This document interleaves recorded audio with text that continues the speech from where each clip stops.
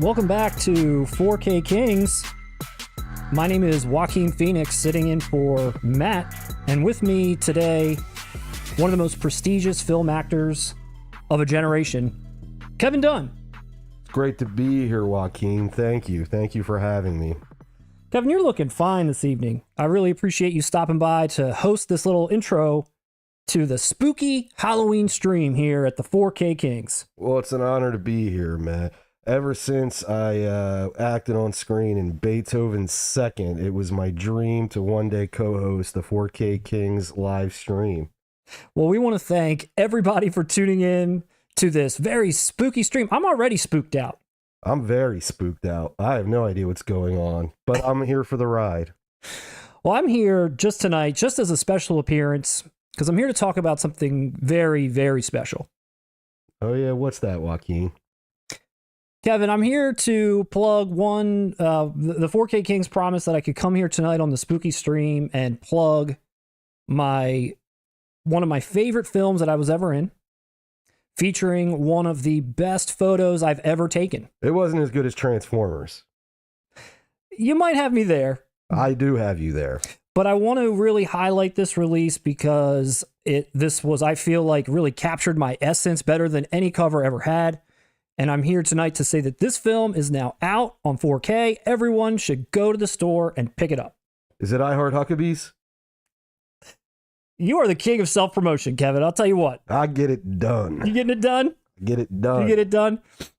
Well, I wanted to show and share this. Like I said, the 4K Kings promised me a little 5-minute amount of time here on their widely successful and widely popular show that's reaching dang near 10K subscribers. That's why I'm here. I'm talking to my core audience. We know you're here. Now, what's with your neck? My neck's just fine, isn't it? Nah, not on the cover of this movie we're about to talk about. Joaquin, what's going on with your neck? I thought they really captured my neck pretty well here. Did you have some cosmetic work, Kevin Dunn? No, I did not, Kevin Dunn. I did not. But thank you, 4K Kings, for allowing me this opportunity to plug this to your many thousands upon thousands of subscribers. I know you've had other celebrities on this channel before, like Carlito Brigante, and now I feel like I'm walking among giants here with me and my friend Kevin Dunn. That you are, Joaquin, and you desperately need it after the box office performance of Joker. Well, before I hand it back... Joaquin, I'm setting them up for you to knock them out the park. You're just chuckling and stumbling. I'm stumbling and chuckling. You got a big-ass neck. There's probably... The words are just getting lost in there, aren't they? This look on my face doesn't... But it doesn't look like I've got much going on up top.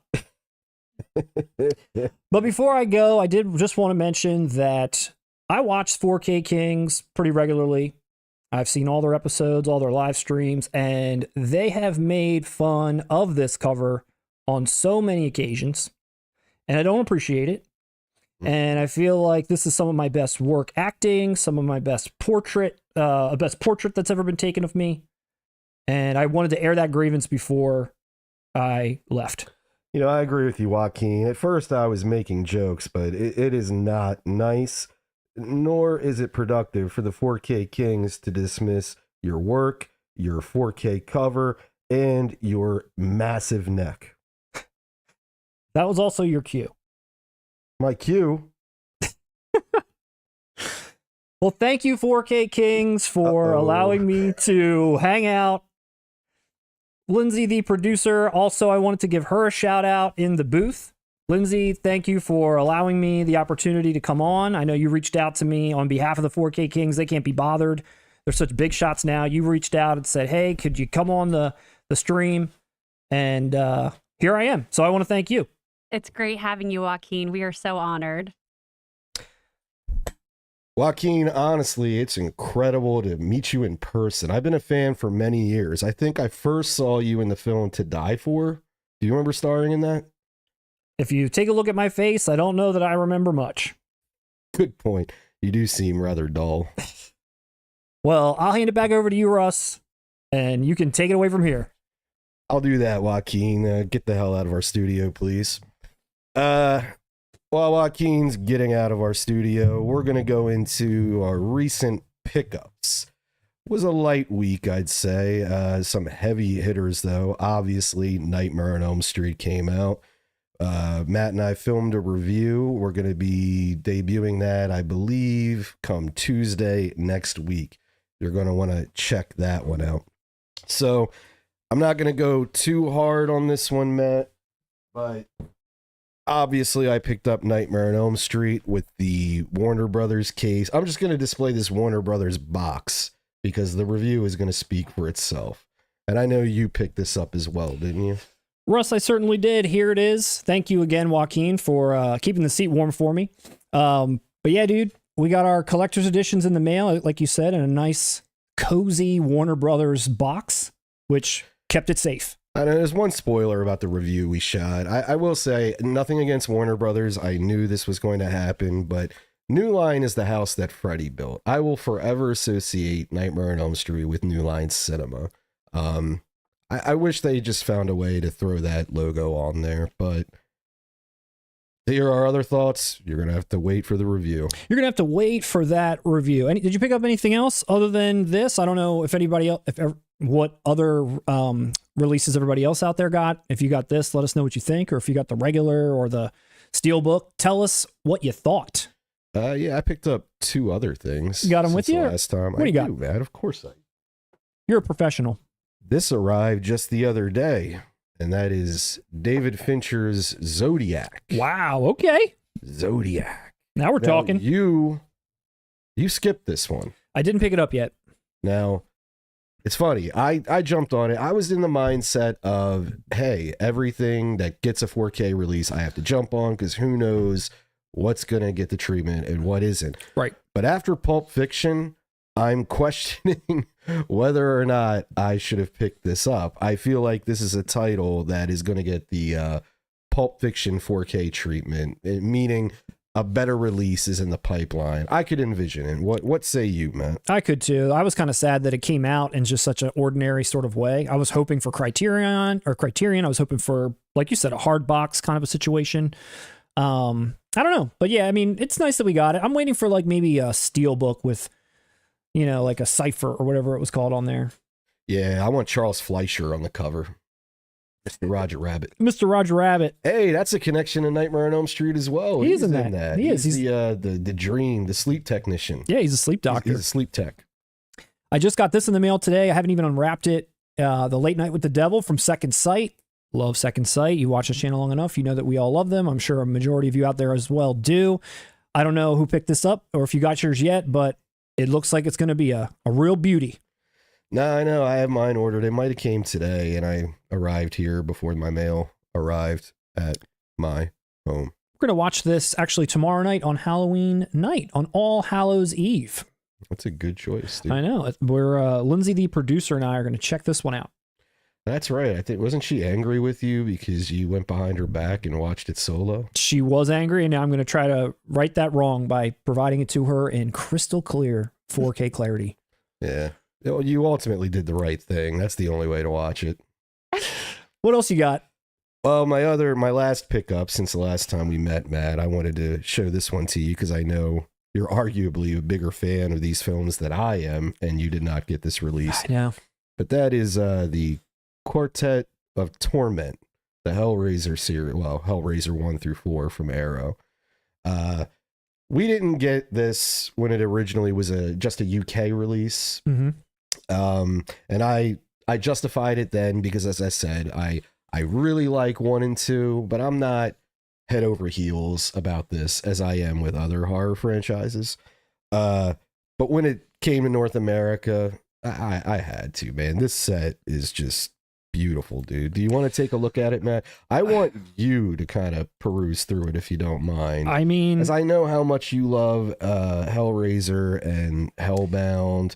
You're a big Adam Scott guy too. In my opinion, he redefined the franchise with 4. I really, it was hard to know this at first, but I really did love that they have these like holes in the front box to kind of like show like what's underneath, you know, like you can see like the flesh, the musculature. Go ahead, you can pull it out. And then you can see like when you pull it out, like what's under there. So really nice touch. It's great. It's great, I know, dude. And I wanted you to feel like the embossery on that. It's great embossery. And how slick that gloss packaging. Look at that nice hardbound book. It's a great hardbound book. I'd say it's the release any Hellraiser fan deserves to own. It's exquisite. Yeah.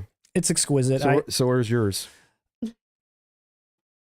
I still have the Scarlet box in Blu-ray, which I'm happy to have. The Chatterer looks pretty cool, but I don't know that it's got that detail that Pinhead's got there. And it doesn't got Adam Scott. It doesn't have Adam Scott.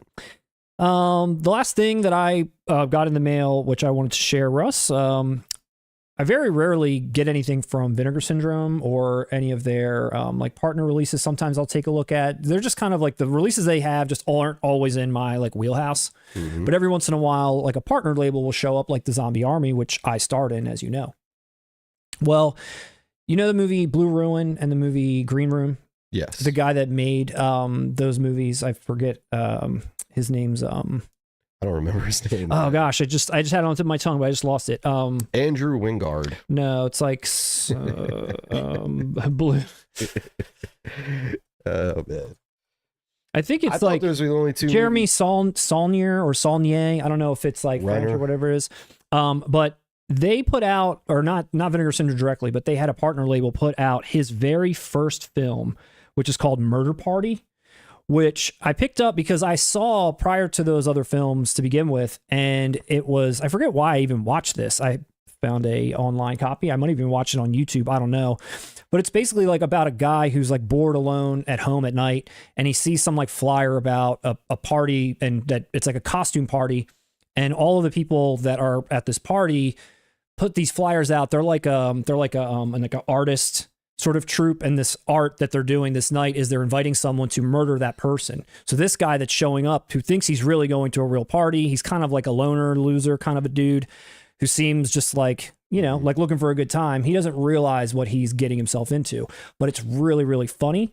It's a little bit on the low budget side. It's like a Reservoir Dogs or something. It's like one location, two locations, but you can see like there's a lot of costumes that are people dressed up in there. And why I wanted to show it too is because god damn is that slipcase not nice. That is a nice slipcase. God damn, it's nice. I had no idea. I've never heard of this film. I thought Blue Ruin was his first movie. No, this one I had no idea. Yeah, and it's got the one guy that's in both of those in it. I forget his name as well. I know exactly who you're talking about. Yeah, he's in that too. But dude, it was surprisingly funny. Like, it's witty. There's like jokes I laughed out loud at. I love that. Didn't you and I debate about the comedy in Green Room at one point? Mm-hmm. Yeah, dude. There was humor in Blue Ruin as well. He has a very dry sense of humor. Yeah, I liked it. Yeah, I'll check that out, dude. I liked it. Murder Party, Nightmare on Elm Street, and then, of course, what do we got here, Russ? We've got the Criterion Barnes & Noble sale coming up in a few days. Thank God, dude. I have a backlog. I was going to say, you ready? Criterion. Yeah, dude. You have no idea. I don't even think I've purchased a Criterion 4K or Blu-ray in a decade. Since we started pronouncing their name correctly, I haven't purchased any. I'm probably going to pick up Repo Man, and I want to pick up No Country for Old Men whenever it comes out. It comes out in November, so whenever it comes out, that's when I'll pick it up on half off. Actually, I don't think I've ever pre-ordered during a sale. Do pre-orders count during the 50%? I don't think so. That's why I'm going to wait till it's actually out. Yeah. And then grab it. But yeah, so that's coming up soon too. How's everybody out there doing tonight? Lindsay, how's the chat doing? They're doing great. Hi, everybody. It's nice to be here with you all. AR Media just asked if you guys grab Gummo. Did either of you grab it? Russ, you grab Gummo? Criterion sale. Here it comes. I told you I have to get Gummo. I have to get Happiness. The Greg Araki trilogy. I need to look at what that price is going to be. I have a whole list. I did pick up Repo Man because we were reviewing it. There's another big one that I put off on. But yeah, dude, Gummo and Happiness alone were two of my most sought after releases of the year. But I'm waiting. As soon as the sale hits, you're there. You're there. Looks like a lot of people were excited to see Kevin Dunn. Russ, why did you show up? This show could have been a real gangbusters with Kevin Dunn next to me. Well, I argued with you before. I don't think Kevin Dunn is the greatest character actor the way you do. So I waited outside in protest until he left. Dun, dun, dun. Posty says, "What's up, kings and queen? This is my first stream. Love y'all's content. Welcome." Welcome. Posty. Welcome, Posty. Let's see. Here we go. Who else we got out there tonight? We got Oscar Burroughs Wrangle, AR Media, Fox Pixar Media. All the big media conglomerates are watching tonight. Fox Pixar Media is demanding that you know that he picked up Twister and Twisters. He's mentioned it a couple times. Twister and Twisters both. If there's one thing I've learned doing this channel is that the fandom for Twister, you guys are crazy. You guys are like ICP Juggalo levels of dedication to that film. I said, I made one statement once, basically just once. Let's be clear. Let's be clear. Once. Just saying it's a mid movie, like it's passable entertainment, but it is not on the level that it aspires to be. And wow, the death threats I've received, Matt. You did receive some. It's been, dude, man, I have to rewatch it. I'm missing out on something. You're missing out, Russ. Let's see who else is out there. We got Adinier. What's up, sir? How are you? A lot of our day ones are out there tonight. A lot Welcome, of our everyone. It's good to see you all. How are you? What's everyone going to be for Halloween this year? Are you too old to celebrate? Who's going trick or treating? Who's going trick or treating? Let's see. What are we doing tonight, Russ? We're in our spooky season tonight. We got our spooky set. We got our spooky lighting happening. Yeah, we do. It's red in here. We're going to be, let's see. What are we doing? We got some horror trivia. That's right. We're going to see who knows the most about movies. Matt, me, or the internet. Spoiler alert, it's me. We're going to be talking about some 4K physical media news. Horror, as much horror relation as we possibly can. Yeah. You and I are going to give our top 5 favorite horror sequels. Oh, I didn't do it that way. We're going to do our best and favorite horror movie sequels. Yeah, that sounds better. We might check in with Kevin Bacon and see what movies he recommends for this holiday Halloween season, even though we're at the end of it. So you're going to have a lot of movies to watch if you're going to cram anything in. Did Dunn leave, or does Bacon want to hang out with his co-star in Stir of Echoes? Bacon and Dunn are very close, as they should be. Dunn's a great guy. But then, you know what else I was thinking about? There's not really a lot left in the year for us. I mean, we're coming to an end.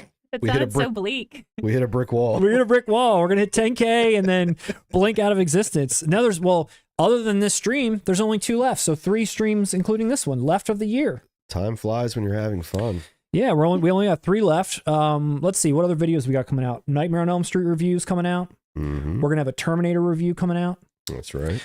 Tomorrow, we're going to try to get this in before October is out. On Halloween night, we're going to put out our favorite, most scary, most electrifying, most intriguing 80s VHS boxes of all time. I know that's a soft spot in our hearts, maybe y'all as well. Oh, yeah. Hopefully we'll have that video up tomorrow. And then, of course, our top 5 favorite 4Ks of 2024. It's been a hell of a year. It has been a hell of a year. It really has. So we got a lot. We got a lot coming up. So, Russ, you want to jump into the news?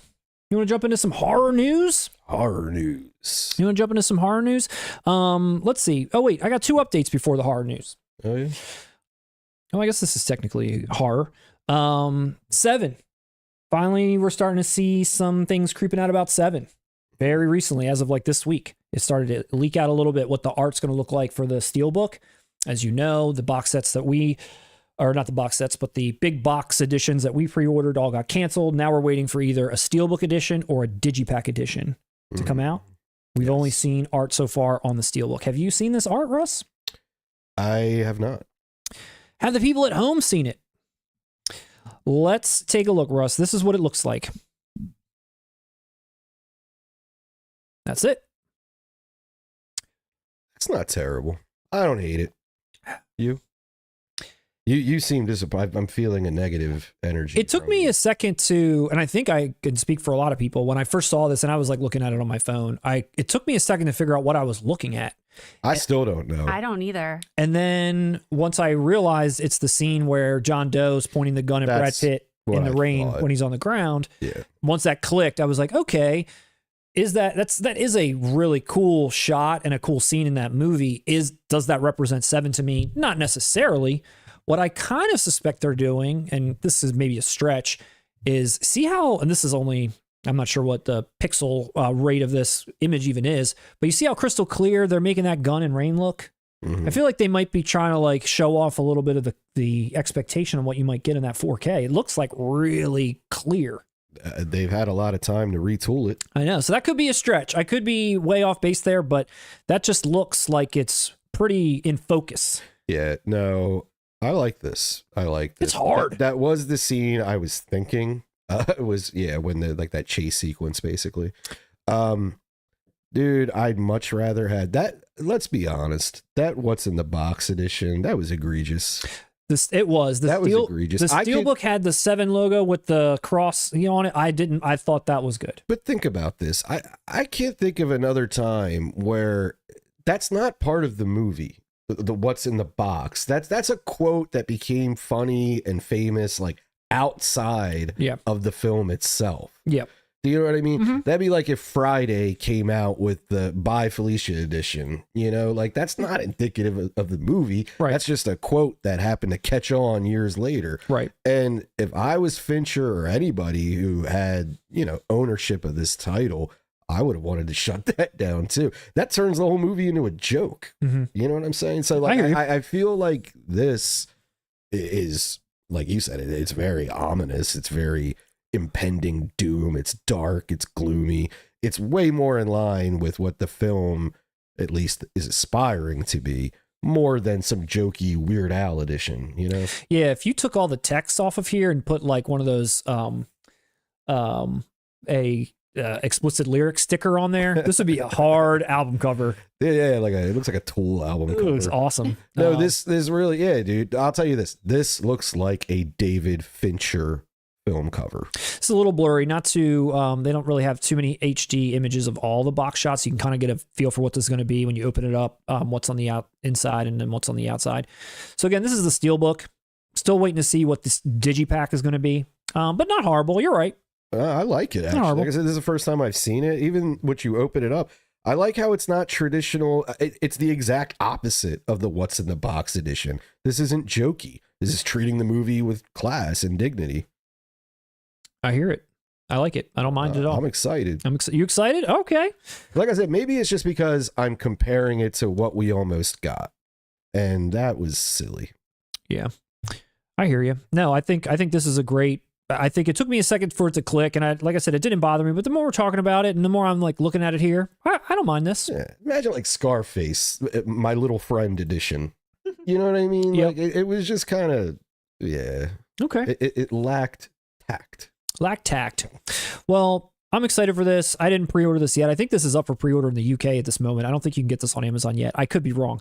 But let us know what you're thinking about out there. If you enjoy this as well, if you think if they missed the mark, or if you're happy that they didn't ruin the film the way Russ said they would have. Yeah. Lindsay, the producer, she's flagging us down. What do you got in there? So Oscar just said that the 7 Steelbook is on sale now on Groove. On Groove. Pick it up on Groove. A lot of peeps think the artwork is awesome. Yeah. It's hard. It really is. It's tough. Eric Otto said it's the best shot in the film. Come on, guys. It's pretty tough. I've probably haven't seen this movie in like 20 years, though, to be honest.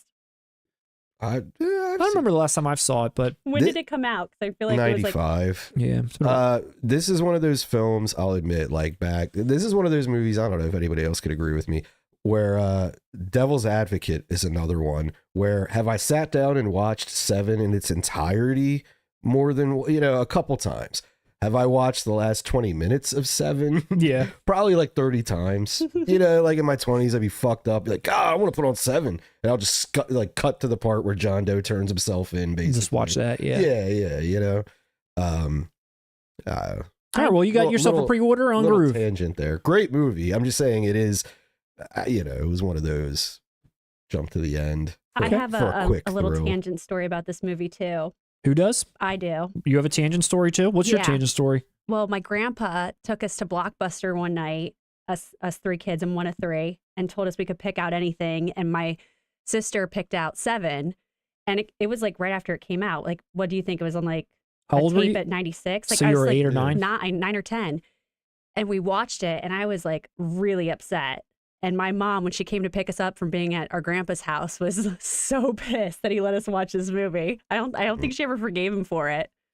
It was that's hard. So I was moment. 13, 14 probably. Yeah, I could see not wanting any 9-year-old child to watch Seven. It's too much. Too much. I don't understand why all young children want to watch it. Like, what's the appeal? What if 5-year-olds see in Seven? I don't Badass know Brad what Pitt. did the VHS look like? Because for some reason, No, I know why. It was Brad Pitt. Oh. You guys were coming off of Interview the Vampire, and Brad. Legends of the Fall, People or wanted whatever. Yeah, at the very least, even if it was R, y'all were expecting a river runs through it. You wanted Pitt. That's what we wanted. Yeah. So glad to hear this isn't a terrible update. So let's talk about some other horror 4Ks. I cobbled together some horror 4Ks for us to look at, Russ, in line with the spooky stream. And Seven is a horror movie. That's why I kicked it off this way. I feel like it's the cherry on top. Let's not pull that psychological. Horror. It's horror. Yeah. The first company I wanted to touch base on is Umbrella, and they just announced their like December or January stuff. One of the titles being "You Were Never Really Here." Wait, was Joaquin never really here? I thought I saw him like 10 minutes ago. He was never really here. They just put this. Holy shit. So they put this whole slate. Crying Game, I think, was one of the films that they have coming out, all on Blu-ray. But then out of nowhere, they dropped a surprise December announcement, which is a film that you and I don't think have ever talked about. And I'm really curious to know what you think about these movies, because I've never seen them. And I know that there's a lot of appeal for it. Well, right off the out there. bat, I want this. I'm a big fan of You Were Never Really Here. That's an awesome movie. Lynn Ramsey's a great filmmaker. It was good. I feel like the ending, I wish it did something else. Dude, it was badass. The way she shot the violence in that movie. Everything about it was great until the ending. But what's incredible about that is you don't see anything. She always cut away from impact, if I recall correctly. But it felt so intense. And I don't even remember the ending. Except for the ending, which pissed me Don't off. tell We me. both talked about it, and you said it pissed you off too. Oh, okay. Matt, my pre-order, I'm canceling it now. Matt, you talked me out of it. This isn't the movie. Honestly, This isn't horror. That's funny though. All right. This isn't spooky. All right, but let me get this out of here for a second. But I'm going to pick this up and we're going to debate the ending because I genuinely don't remember it. Okay.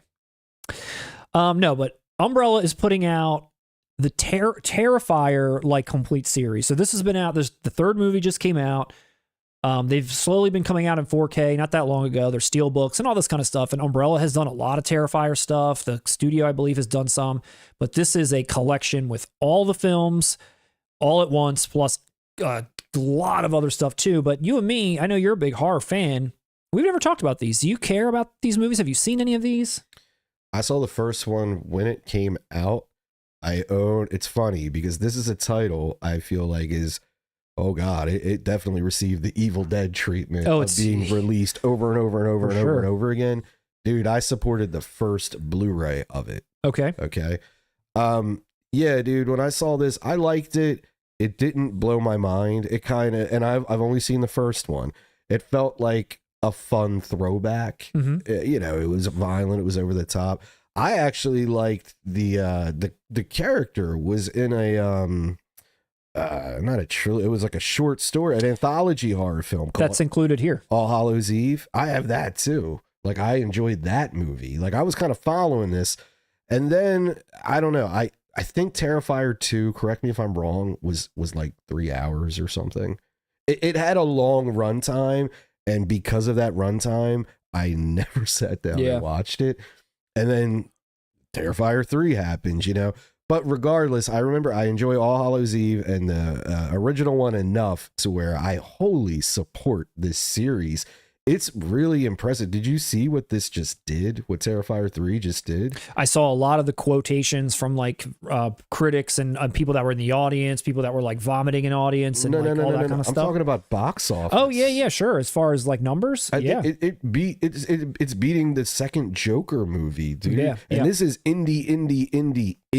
Like this is for the modern equivalent. Sure, this isn't getting like screened by some big studio. No, this is kind of a sign to come of what could be, you know, a saving grace of cinema is to get more independent art like this in the theaters. And it's really, I feel like, taken off in that community. Like, this is everywhere. Like you said, it's getting the Evil Dead treatment. Every single one of those, like, not Comic-Con, but, you know, like Monster Con.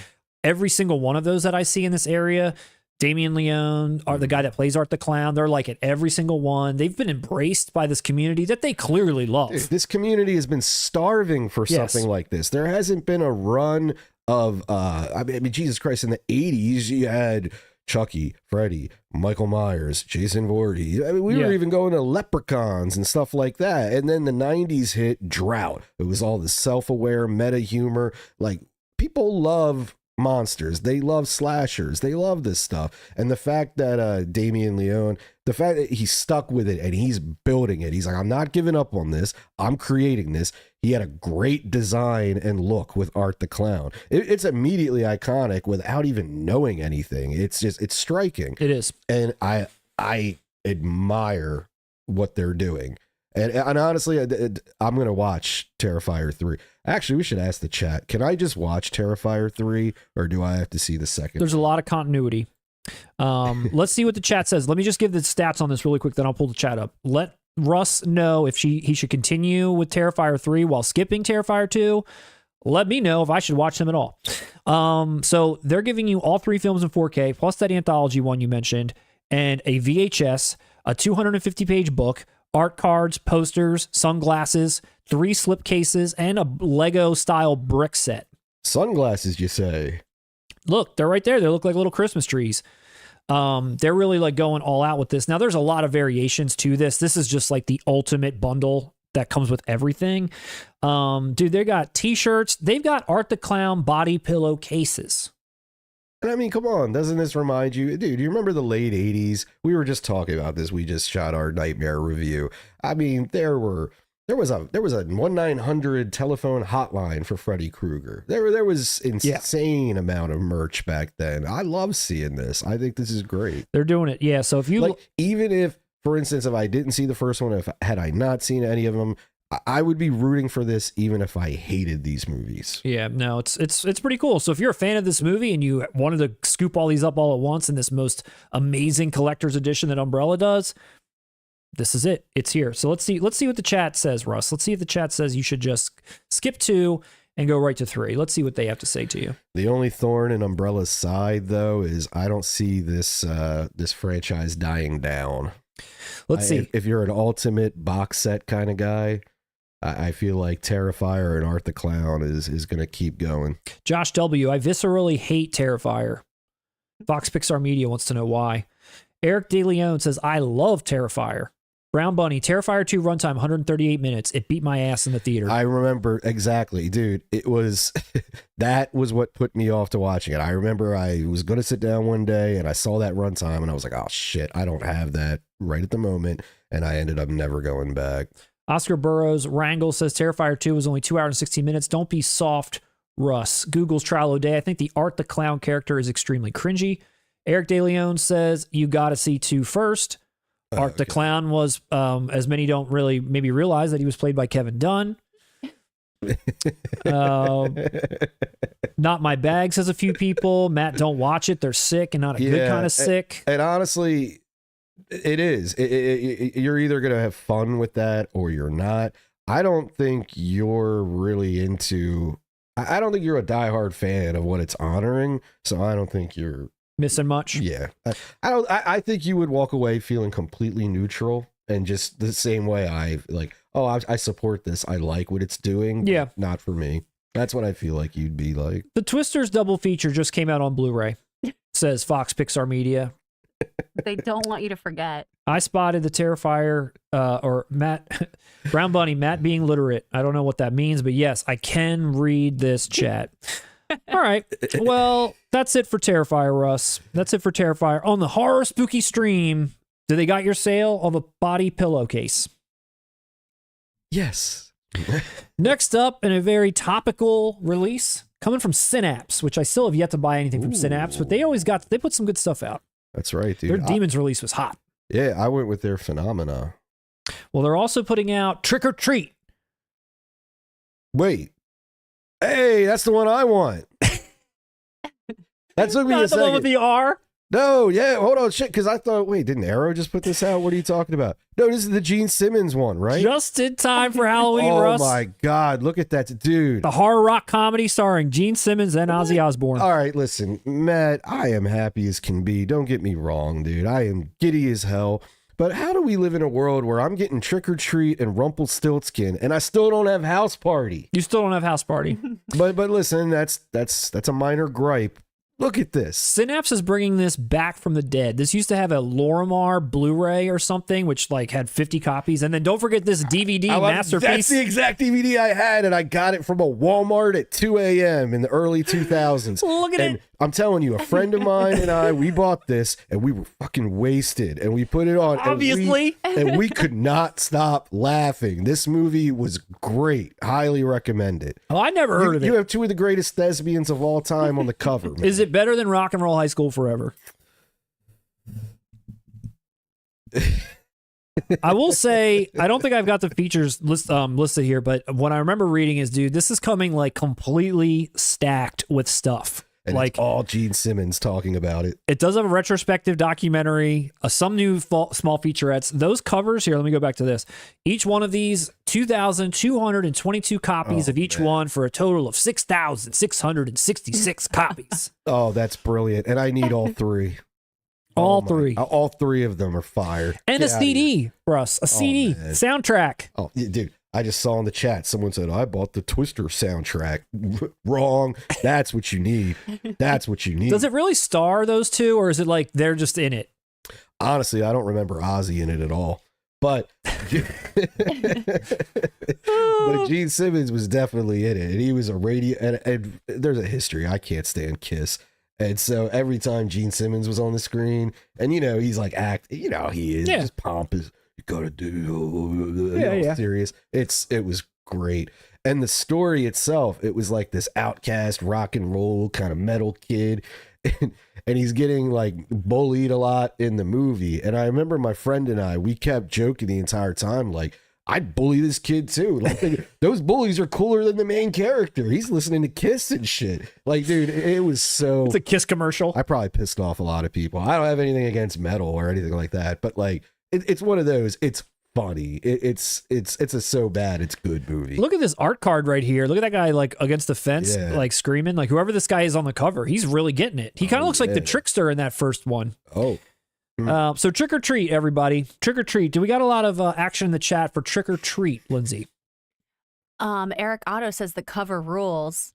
And Triple R3 said this is a damn good set. I wonder what it looks like in person. I wonder if there's some nice, Dude, nuance to the box. Synapse puts out a great product, dude. The Phenomena box I have is just like the nice, sturdy, they do great work. Well, it's out this week. It's already out, Russ. How did I miss it? What, you said this was a surprise announcement? No, this was not a surprise. This was known. But I think Lindsay, it came out like yesterday. Laughing that I think this came out yesterday. It's a Halloween surprise. Halloween surprise, just in time.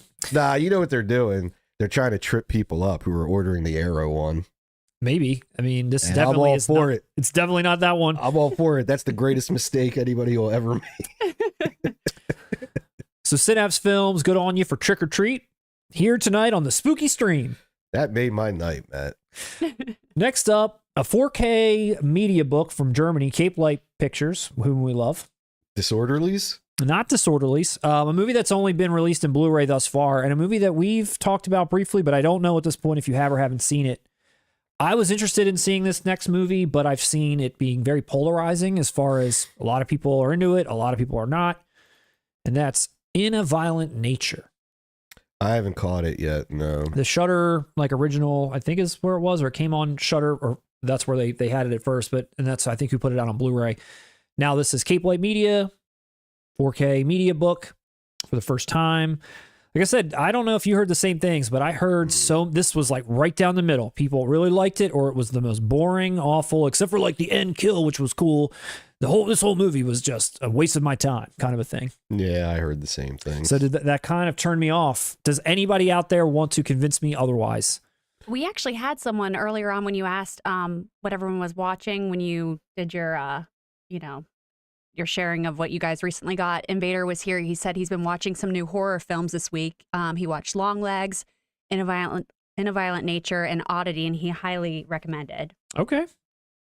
I mean, I love a good media book. Hey, if he's watching us, he knows good stuff when he sees it. So I'm going to take that. Yeah, well, those kind of polarizing responses and reviews I was reading, Yeah. it kind of, in my opinion, gave away what the movie was to me. It's because that is kind of all the movie is. Yeah. Is that trailer, And basically, but for another hour and a half. I know, and that's what kind of, you know what I mean, diminished my interest. But Yeah. hearing that, I'll check it out now, because usually, I love polarizing movies, because even if you end up not liking them, they never waste your time. There's always, if it elicits a response, a feeling, then it did its job, honestly. Let's see if there's anybody in here that says they loved it or hated it. Let's see. Let's get down here to the bottom. I haven't seen this yet. So is it in Violent Nature a blind buy? No, definitely not. I'm interested in seeing it. I'm not going to lie, but I don't think it's a blind. Can you say that if you haven't seen it, though? What? Can you say it's not a blind buy if you yourself have not seen it? Well, That's what a blind buy is. That's what the blind buy is. But you don't know that until you've seen it if it's a good movie to recommend to other people as a blind buy. You don't know I what I'm thought they saying? were asking me if I was going to blind buy it. Yeah. I certainly am not. Yeah. Oh, I thought they were Um, asking if you thought so- it was. Yeah, I think. Wait, what did he say? Twitter ruined this one for me. Yeah, I don't know. I think just watching the trailer is just. I don't know that it ruined it for me, The but trailers looked amazing. To be honest, if everyone's saying it's boring, you're just watching a dude walk around like that, I could probably watch that. The trailer looked good. Invader Washir says it reminds me of Friday the 13th original, but better. Horror scenes are amazing. Well, doesn't it reminded me of what's Baghead Jason 3? No, 2. Whatever the Baghead Jason Yeah. one is. Oh, yeah, that's yeah. That's what I thought of immediately. Yeah, no, I mean I thought of that just Jason in general. I think that's what it's I guess sort of supposed to be, but Or The Town That Dreaded Sundown. yeah. But in a violent nature, Capelight Media, support that company. They're awesome. If you did like this film, now it's out in 4K just for you. Next up, one that I'm kind of excited about, except there's not really a lot of details, and it is coming from Zabby, so I'm a little like already on the fence. But for the, is it 20th anniversary? 20th anniversary. Constantine. Keanu Reeves. 4K. I've actually been waiting for this one for a little while. Does this come with a Gavin Rossdale commentary?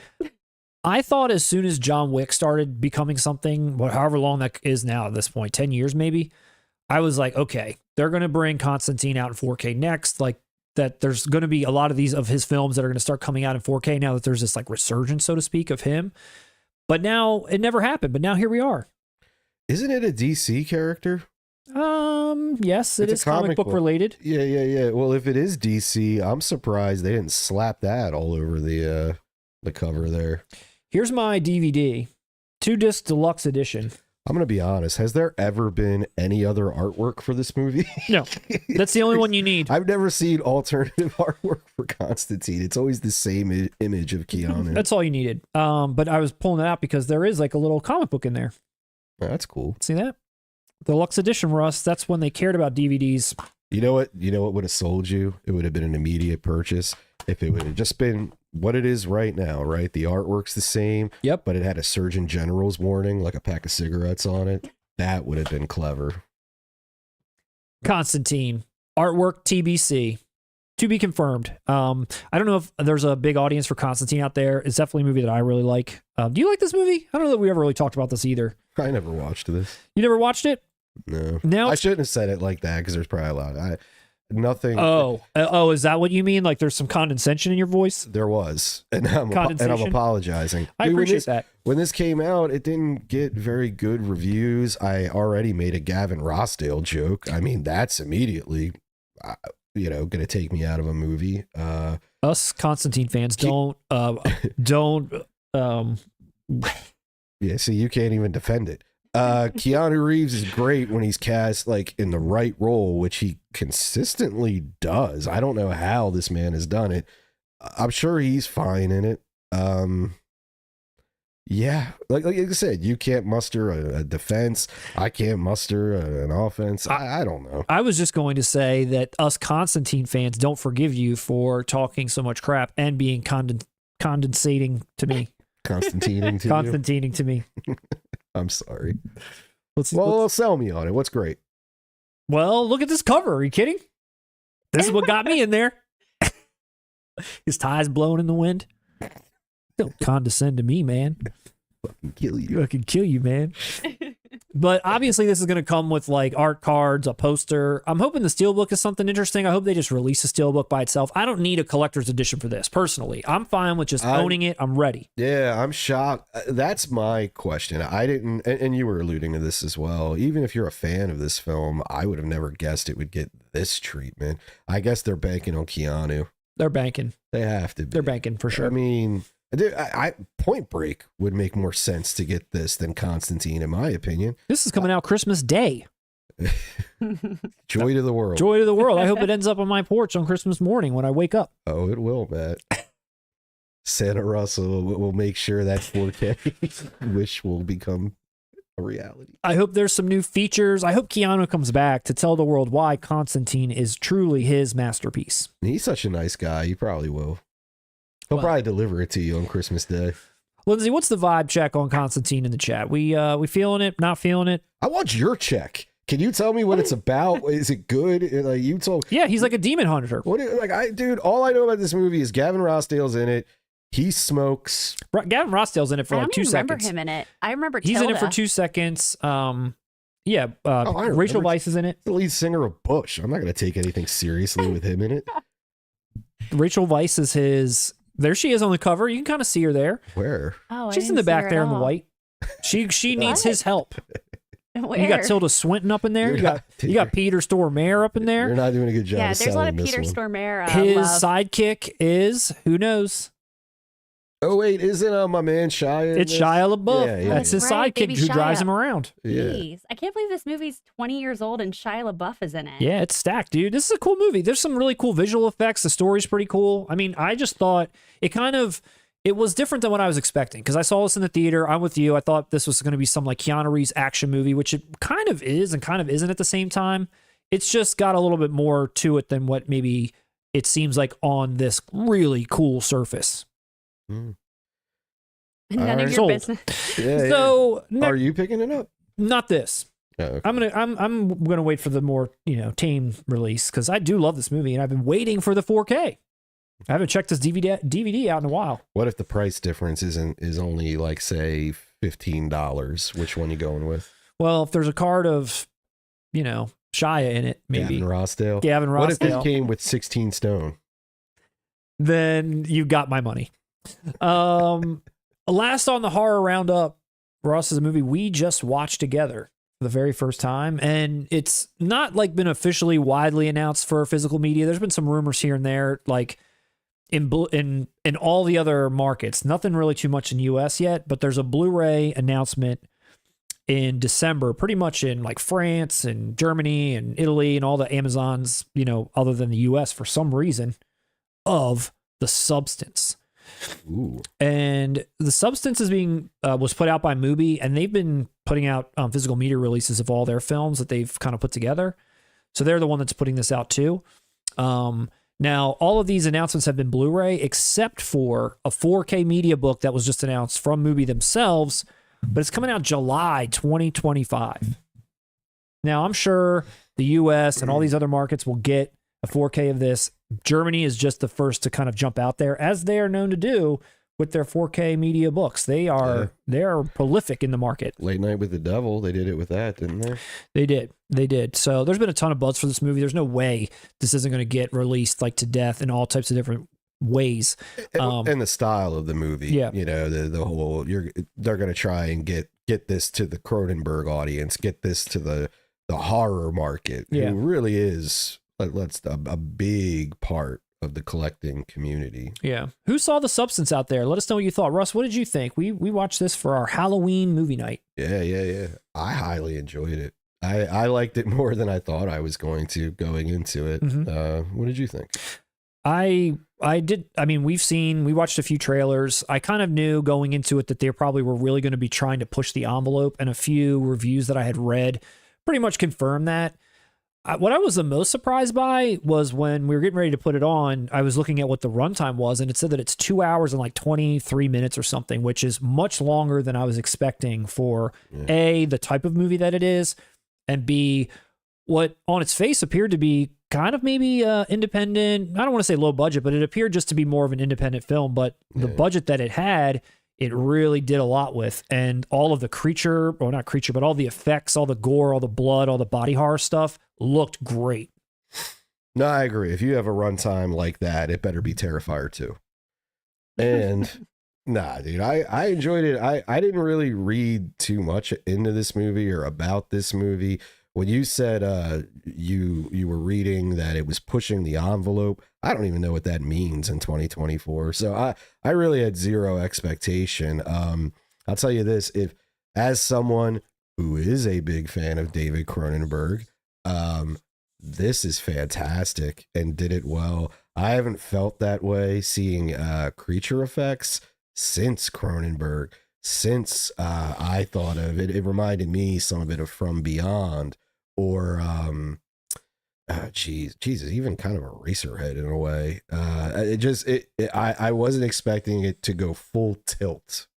The trailers did not give me that vibe. Yeah. And I highly appreciated it for going full tilt. Yeah, all that stuff it nailed. The ending finale of all the culmination of all this, it nailed. Like, it really did. Like, it was really something to behold. I'll tell you what, it is very aspirational. This filmmaker, is this her first movie? No, she did a movie that you have seen. Really? It's that movie that's called Revenge.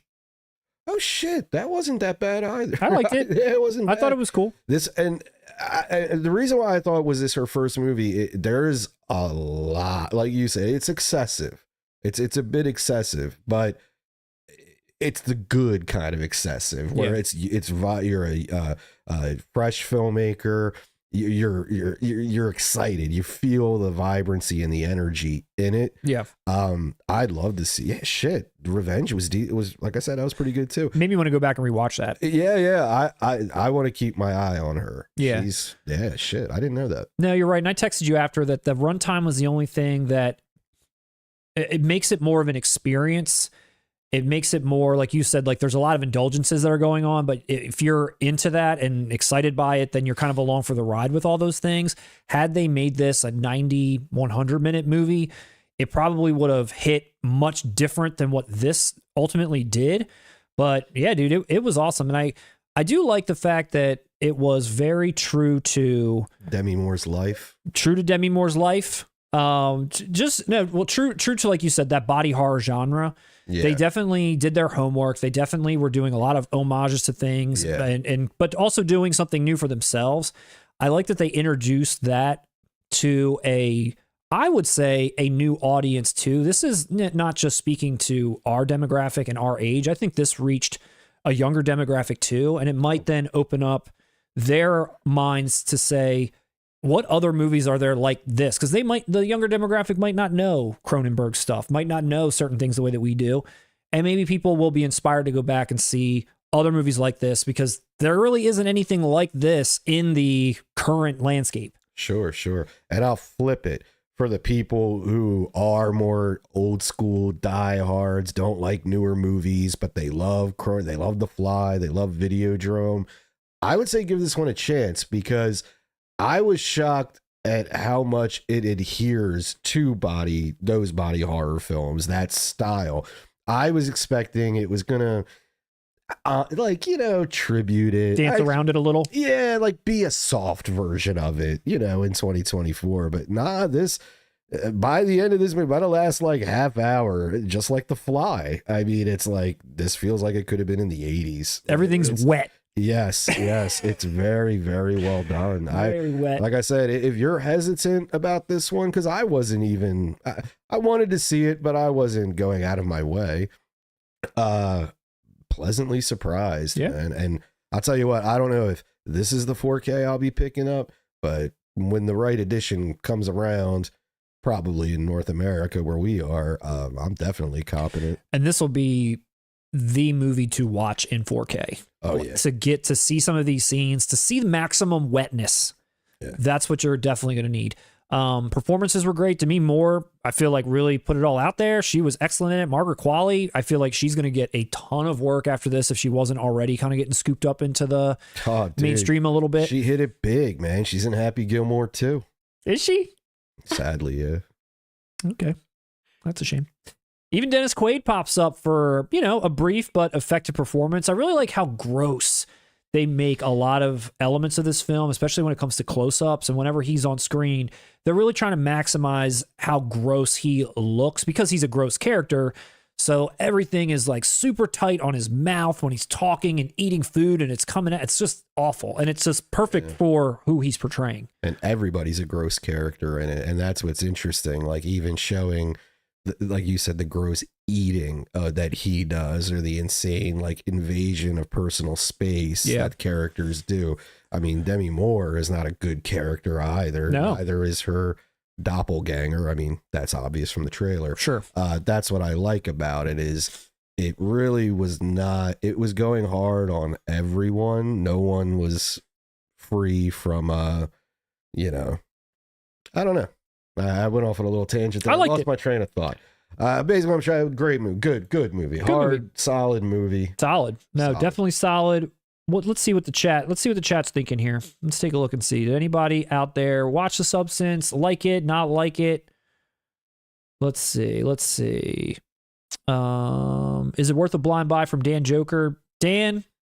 Yes. Yeah, I would say so too. Yeah, I gotta say, that's crazy if you think about it. That Matt, you and I are saying, "Yo, blind buy a movie that is relevant in 2024." Usually we're on here talking about Night of the Hunter. Yep, true. Brian Murdoch, Substance was great. Pump it up. We were listening to that song. Dennis Quaid rules in this, says Eric Otto. Okay, I'm sold. Definitely going to watch this, says Adinier Dyro. Invader Washir, it's a blind buy if you don't mind needles. Yeah. If you like Cronenberg, it's a great blind buy. Yes. Yeah. If you love Cronenberg, if you love Lovecraft, Reanimator, From Beyond, that type of stuff, wow. And I'm someone who does. I've worn a Reanimator shirt on this channel. I was not only was I not let down, I was impressed. Yeah. And what about if you have a female in your life, I believe they enjoyed this as well. So if you have a date night, this would be a great movie. Did your wife enjoy this movie? She was enamored with Dennis Quaid. I messed up that joke. My wife enjoyed it. Did she like it, really? I wasn't sure. I wasn't sure how it was playing for everyone. I think our entire group enjoyed it. Yeah, I don't think anybody walked away like upset that was chosen. Lindsay, the producer, you enjoyed it?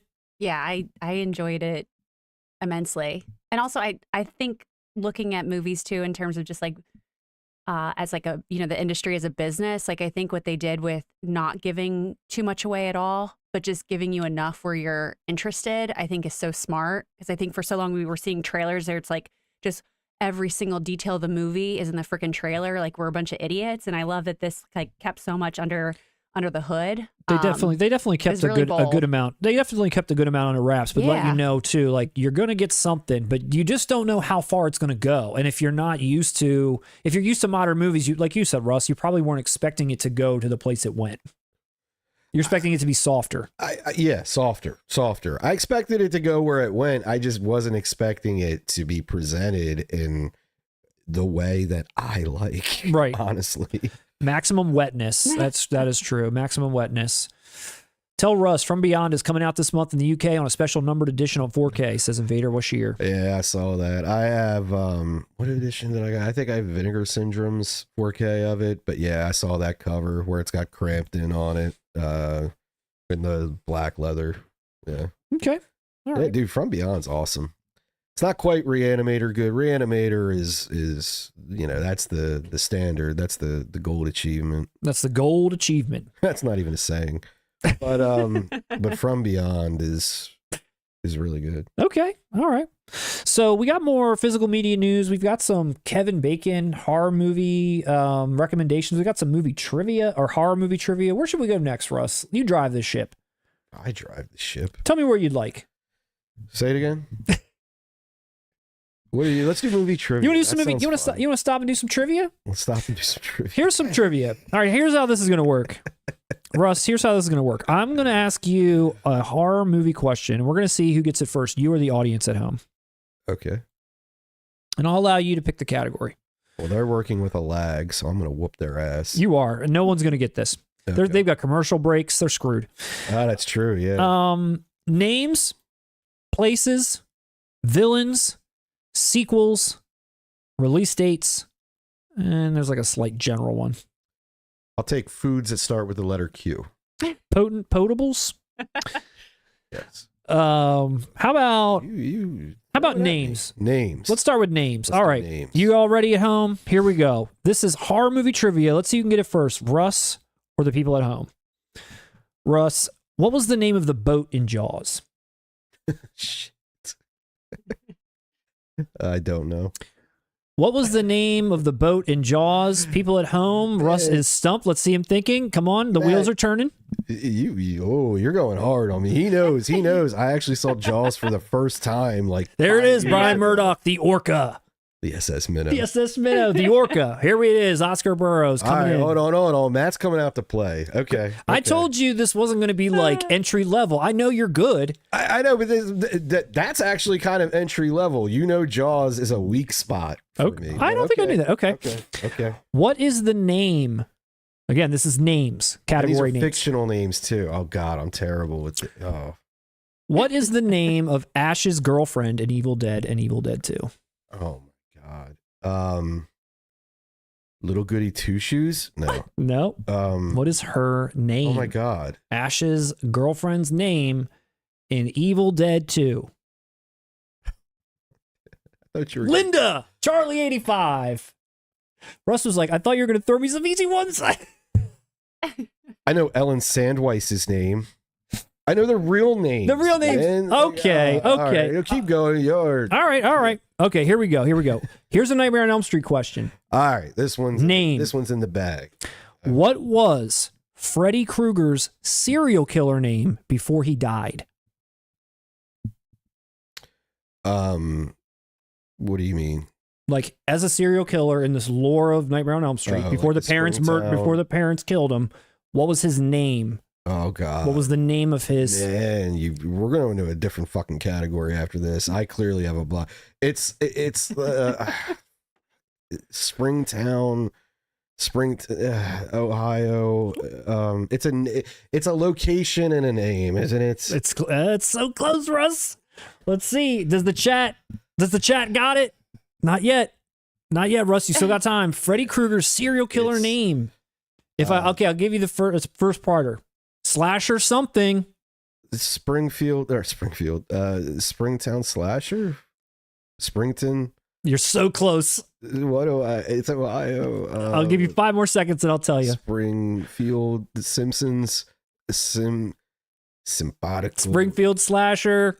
Springwood Slasher. Springwood. The Springwood. There it is. Oscar Burroughs. Springwood Slasher. All right, we'll go to a new category. Yeah, please. Let's go to one more category. Springwood Slasher. Here we go. Looking good out here.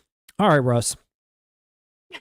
You're massacring me, Matt. We're going. I wouldn't have known these probably. I would have known Linda. Let's see. Villains. Let's go on to villains. Okay. Let's go on to villains. If you would have gave me 10 minutes, I would have pulled Linda out. Okay, I'm going to tell you the name of a horror movie villain, and you're going to tell me the actor that plays them. All right, this is more. He's going to shine here. Here we go. Here we go. I feel like this is where. Okay. All right, here we go. Ready, everyone? This could be lightning round. Let's see. Jason.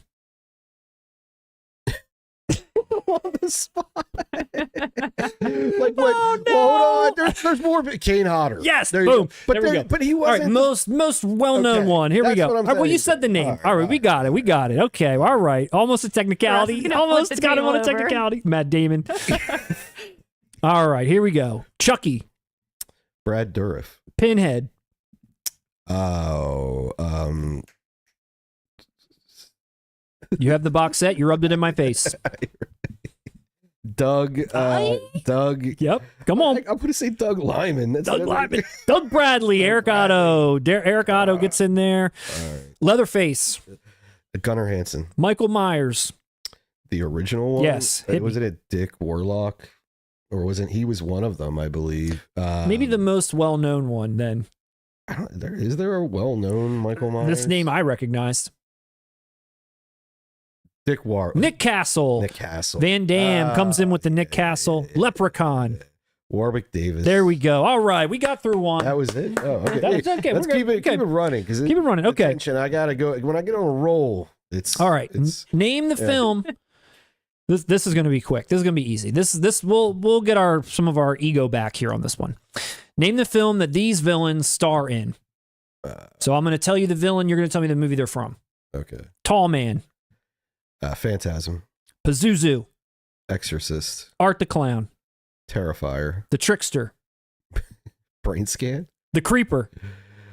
Jeepers Creepers. All right. There it is. Yeah, we got it. I'm settling in now. I had the pre-show jitters. You know, I was What horror villain directed Dennis the Menace and Nick the Castle. Boy Who Could Fly? Yo, how did I get the Dennis the Menace director faster than I got that he played And he Mike actually Myers? played Michael Myers. Yeah. You knew what he I directed. did know that. What horror villain? You know this for sure. Maybe let's just see if the audience knows this one. You know this answer. All right, let's see if the audience knows. What horror villain is a stuntman in the original House and House 2? Yeah, I know that. House and House 2. What horror movie villain is a stuntman in both of those films? He was the answer to one of the questions asked already. He was. In House, he was in like a body bag moving around while he was getting like kicked. And then in House 2, you actually see him and he falls off of, there it is, Kane Hodder, Chancla Van Damme. Yep.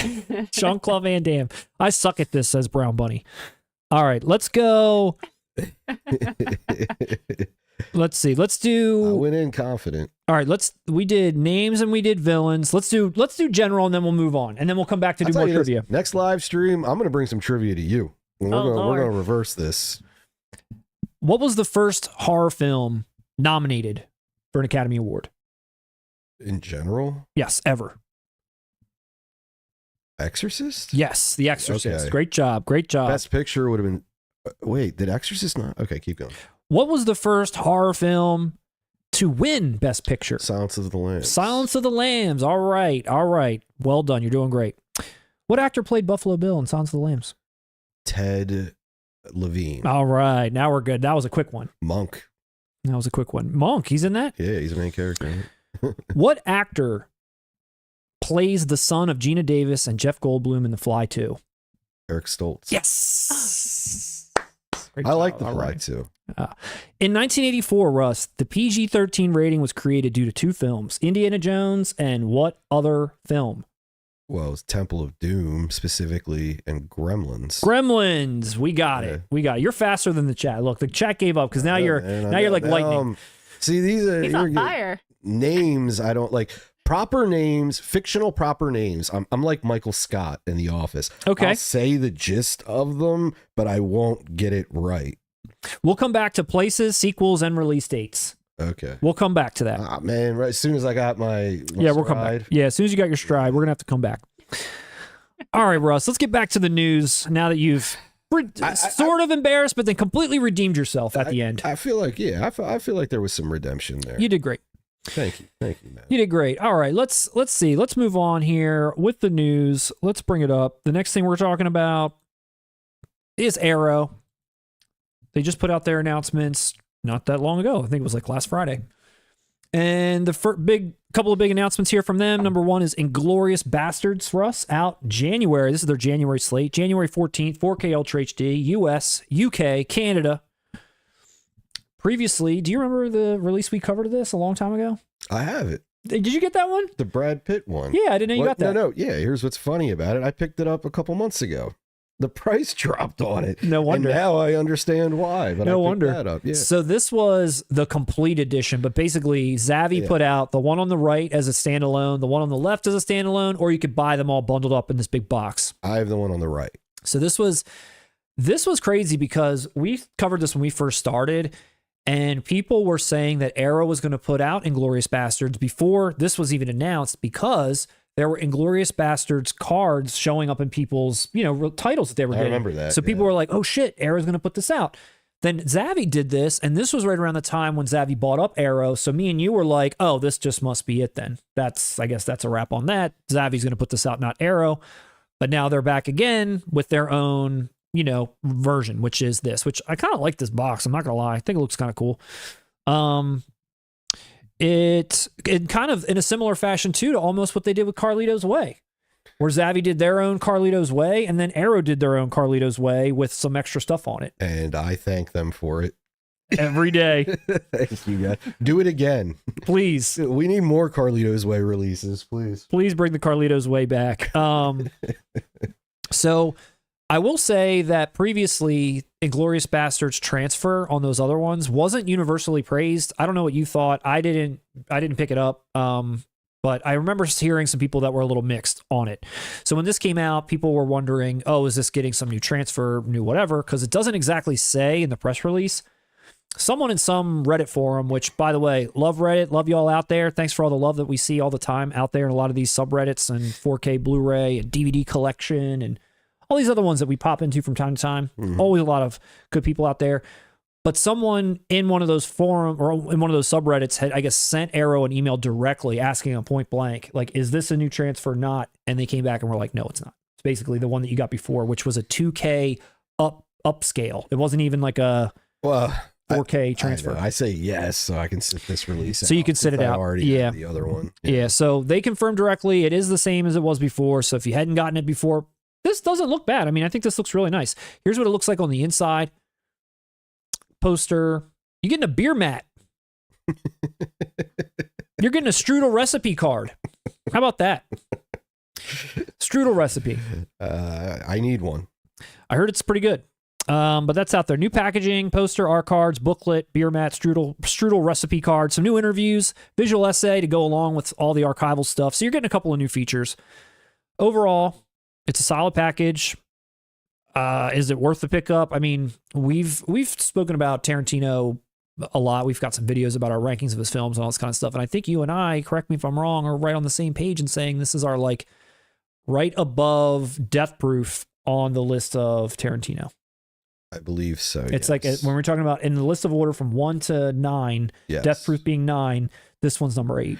But let's please state we're a fan of all of them. Love all of it. I'm a fan of Death Proof. I am too. So that's not saying this is bad. It's not. Just saying on my Tarantino filmography, yeah, I guess technically it's second to last. On my willingness to buy this, it's not there. That's where I'm like, because that's where I'm saying like, I don't know that I'm You're crazy on that. You either should have picked up the one I got or this. You got a box set. Come on, man. First off, do you still have your Late Night with the Devil over there? That's what this cover reminds me of. This Inglourious Bastards cover. Doesn't it give you the same vibes? A little bit, yeah. I see what you mean. That was my immediate thought when I saw it. I see what you mean. But yeah, back to this box set nonsense. Stop it. Stop. No sale. Get it together. Box set. Matt, you will not get a. What is your idea of a complete Quentin Tarantino box set? All of the films that he directed. All of them that he directed. Yes. So no True Romance. No From Dusk Till Dawn. No. Just the ones he directed. Correct. How many studios own them? Especially after Weinstein and all that happened. If they're going to get us somehow a Nightmare on Elm Street box set, which you and I both feel is coming, how are they doing that, but we can't get this? Because that's a literal franchise. That's a part 1, 2, 3, 4, 5, 6. But so many studios. Inglourious Bastards doesn't have any connection to Pulp Fiction. But so many different studios. Tarantino. All the different studios, though. But like you can't do the Nightmare on Elm Street versus this. That's a series. That's a better comparison would be like, hey, where's my Michael Mann box set? I don't want that. I want Quentin Tarantino box set. They've already done it. They've already done that one. That's why I always with the argue. double X. That's why I always argue. The one that you bought. That's why I always argue this with you, is because what is your precedent here? What is there a director's box set? Like, how is that going to happen? Minus the rights issues. With Friday the 13th or Nightmare on Elm Street, there's a reason to do it. There's a reason. Me, I'm here. I'm the reason. Come on, dude. Where's my Tommy Wiseau box set? You're not going to get that. But one day, everyone, we're going to get a Quentin Tarantino box set. Mark my words. I'm not picking this up. Although you've never even gotten The Whole Bloody Affair. I haven't. But since you bring that up, The Whole Bloody Affair. The Whole Bloody Affair. Yeah, what if I showed that? Like, but I photoshopped it. That would have got you hard. These are the specs. No, what I was gonna share is these have now finally been rumored and now have official street dates for 2 of them. What 2? The two that go together. Back to my point. Box set. Box set. What's going on with Jackie Brown? Just confirm, dude. So I'm happy, but there was pre-order links put up. I think it was on HD Movie Source. I'm not sure. That was at first the only thing that was said about these, which is basically the same thing that happened before when we talked about this like a year ago. It's like someone put a link up, but then a literal announcement came, I believe, from who's the studio that's putting this out? I'm not sure, but they said midway through January, second half of January, Kill Bill and Kill Bill 2 will be out. So we're gonna start seeing more. I mean, it's great. I'm not upset, but dude, Jackie Brown is his best. I'm tired of getting dicked around with it. I'm tired of like an announcement. Nope, it's a Blu-ray, and now we're gonna skip it. We're gonna go to Kill Bill. We're gonna go to Inglourious Bastards. Like, damn, is Jackie Brown the one that doesn't have a 4K now? I think all of his other movies do, don't they now? At this point, does Death Proof doesn't have one? Yeah. So we're putting Jackie Hateful Brown. Eight, does Hateful Eight have one? Well, That's one I want. It came out when 4K was already a thing. I'm assuming it does, okay. right? Yeah. Jesus Christ! So we're putting Jackie Brown with Death Proof now. That's what we're doing. Yeah, it's dumb. It is, man. Sorry about that. That being said, I'm picking up all these. Yeah, I'm picking. We'll pick these up. Maybe not. I mean, am I going to pick these up? Am I going to wait for a box set? I guess we'll see. I've never owned Kill Bill 1 or 2 on Blu-ray because I was waiting for the whole bloody affair. I've been waiting for years. I know, man. Dude, I haven't picked them up because of that fact. I know. And I've seen Kill Bill once in the theater. That's it. I've seen Kill Bill 2 twice in the theater. That's it. Maybe on TV, I don't know, but I've never owned either. so this is the bigger question. Our box set, our Quentin Tarantino box set I'm listening. debate is hypothetical. This is not. Here you're getting 4Ks of Kill Bill Volume 1 and 2. Are you still holding on to your whole bloody affair bullshit? Or are you going to buy this? It's going to be in the box set. Whole bloody affair. Let's see what the chat thinks I should do. Is Matt Mead out there? Matt Mead usually sets me straight. But let's see. What does the chat think about waiting for a Quentin Tarantino box set or going in now and getting all these solo? I love how Matt Mead has become like Newman in Seinfeld to you. I want the whole bloody affair as an extra disc with Kill Bill 1 and 2. I know, I'm with you. Kill Bill 2 is better than the first. I just want From Dusk Till Dawn 4K. I'm with you on that too. Bring that out. Yeah, From Dusk Till Dawn. Dude, Arrow From Dusk Till Dawn. Do it. Movies with Marco. I'm so late. Welcome, Marco. It's a late stream tonight. It's a little spooky tonight. A little spooky. A little spooky. Let's see. Bosco Horror pre-ordered Inglorious. Can't wait to get it. Let's see. No reason why they canceled it. It was 2 editions of... that's talking about 7. Death Proof 2, please. A rare L for Arrow not doing a better scan. I'm with you on that. I was just about to say that as well. That's a good comment. That's strange. When I saw that announced, I was like, damn it, I just bought that one. And now I'm like, well, I'm good. Oscar Burroughs Wrangle. Buy the singles, no box set. There'll never be a box set, man. Then again, it'd be like, where's my Steven Spielberg box set? Where's my Scorsese box set? Then I'll wait for a 4K. Well, I could probably already get like a 4K of Inglourious Bastards. I don't need this Arrow one. And you've already picked up Pulp Fiction and Reservoir Dogs. I have. I guess because they're at the top. They're the top tier. Yeah, and those were bomb-ass steelbooks, though, too. That Reservoir Dogs, that was like a collector's item. That's a collector's piece with the ear coming down. You got to have that. That was art. That's art. You got to buy art when you see it, Russ. You got to buy art when you see it. I agree. Adam Byrne, sorry I'm late. Still daylight in Cali. I'm over here salivating for Jackie Brown, Kill Bill 1 and 2, and the box set. Adam, I can't agree more with you on the box set comment. Let's just start putting words in people's mouth. All right, well, that's what's going on with Tarantino. We've got Inglourious Bastards from Arrow. Great job. We've got Kill Bill 1 and 2 and Jackie Brown on the way early January. Your most anticipated for 2025. Just a confirmation, a date. Do some art. Do something. I hope it doesn't piss me off with the art, especially because they're going to do some corny shit with Jackie Brown. I know it. Same thing with Kill Bill. They're going to do something dumb. There's an edition of Jackie Brown. It might have been Umbrella that was on Blu-ray years ago. I forget, but it was basically just the artwork of Coffee.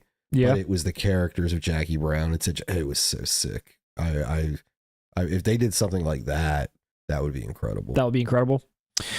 All right, let's see, Russ. Let's move right along. What else has Arrow got going on? They're double dipping on me. That's what they're doing. They're taking over from Kino in the US, and they're going to put out The Usual Suspects in the UK for all the Usual Suspects fans. Where's Barbie? Why do you think they're double dipping, Russ? They want the money. Where's my clip? Cue that up. Cue the they want the money clip I up. don't know if they can hear it, but I'm playing it. They want the money. Make sure the sound effects are unmuted so that everyone can hear. I think it's not working. They get the idea. They want the money. So this is coming out January 6th. Previously, like I mentioned, from Kino, back with their double dipping. It's coming in the traditional arrow slip booklet poster, some cards in there. Not a big thick box, just a little standard guy, which is fine for this movie. It's fine. I don't like that 18's plastered right on the slipcase. Hopefully it's not on the inner box, but I like it when they make it a sticker. I doubt it that that's going to be a sticker. The features are identical. The packaging's probably an upgrade. Obviously, the Kino is just like a slip. Where's my? Do I have mine over here? I forgot Kino put this out. There's everything falling on the floor. Yeah, here it is right here. My Kino usual suspects. When did that come out? I remember we talked about that. Was it this year? I was about to say, I feel like that was very recent. That happens all the time, though, with UK Aero and Kino. Yeah, they do a lot of them and Scream. They kind of like bounce back and forth. But obviously, I'm a big fan of this film. Already bought it. I don't need to double dip on this. If there was something more, maybe, but there's really not. It's essentially the exact same thing. Let me ask you a question.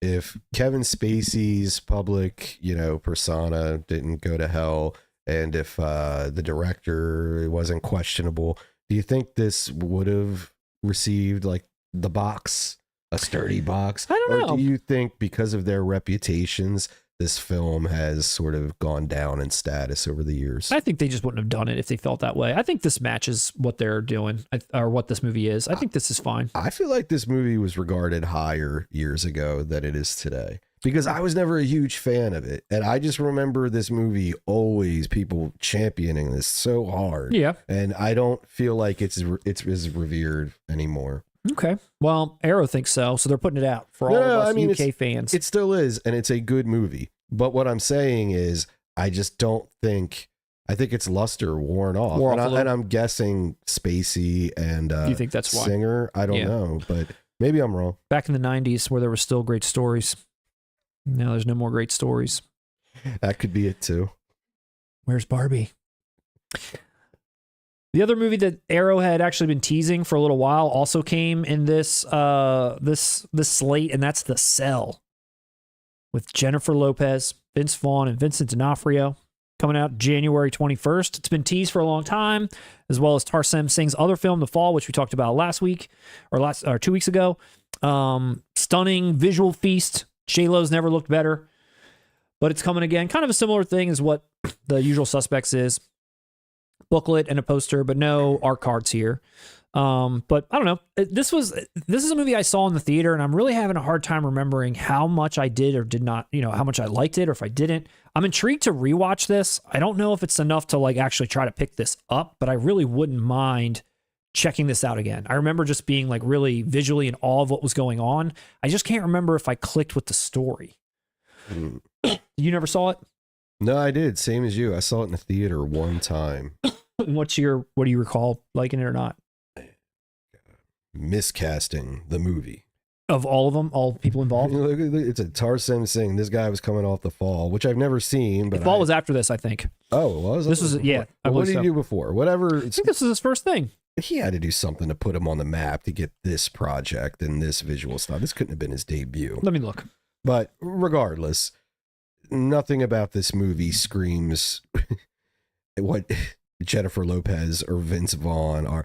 D'Onofrio wasn't miscast. He was terrifying in this. That's the only thing I remember was like his look in it. This was his first movie, New Line Cinema, 2000, and then he did The Fall in 2006.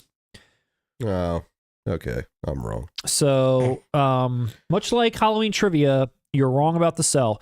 Makes me hate it even more.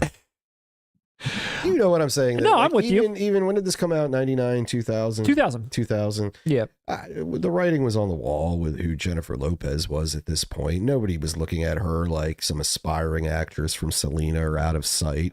She was a pop star sellout. Vince Vaughn was still in that weird period of his career where he couldn't quite figure out what his archetype. Like he didn't settle into the comedic role. Yeah. He was still he was riding off that Swingers success and couldn't define it yet.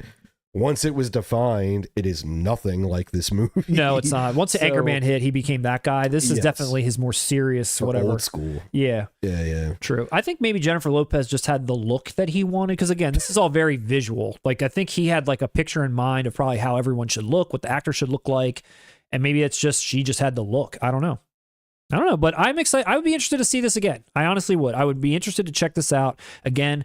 This, I just will also say that I know a lot of people are interested in seeing this again, and this is being brought back to life, basically. It's never gotten, I'm not even sure that do we have a Blu-ray of this? Possibly.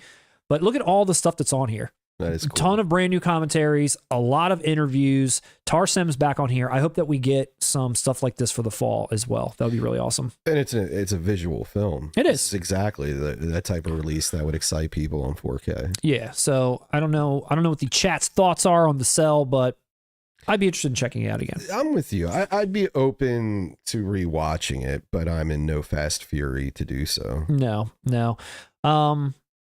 The other one that another title on the Arrow list again is just something that's a port over from what Scream's doing, and that's The Gift. If you didn't pick up The Gift from Scream Factory, you can pick it up here. I told you to blind buy this. You did, and I didn't. But here they are. They're both now available. But what was interesting is when we talked about The Gift over here, and still to this day, there's been no announcements about what was coming with The Gift. However, Arrow's announcement came with all the information. So probably we know what both releases are going to have now. And I think it's got, let me see, 2 new commentaries, 3 new interviews, and some archival stuff, but no Sam Raimi. That's weird. I know, I want him to come back. Or maybe it's not. I don't know. Does Sam Raimi come back for stuff? I've never really, to be honest, I don't think I've ever watched any Sam Raimi bonus supplemental features outside of Evil Dead stuff. I like the Scream Factory version here. I like the original art here. Let's say that's the familiar. Yeah, I like that. I like that. So that's the Arrow roundup. But I would like to jump into some more spooky topics, maybe some more trivia, and maybe we can give our best sequels of all time. But before we do that, Russ, I wanted to just take a quick dive into 4K Kings After Hours, our famous After Hours segment where we look at some titillating physical media, Ooh. things that are designed to titillate.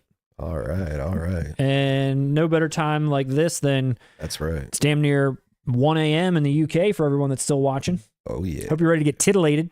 That's right. It's about that time in the UK. It's about that time to talk about Severn's release of Hardwood, Hardwood in the UK. the adult features of Ed Wood. You know, this is sold out, I believe. Already? Yeah. Did you pick one up? I Bought did them not. all. I Russ bought them all. Haha.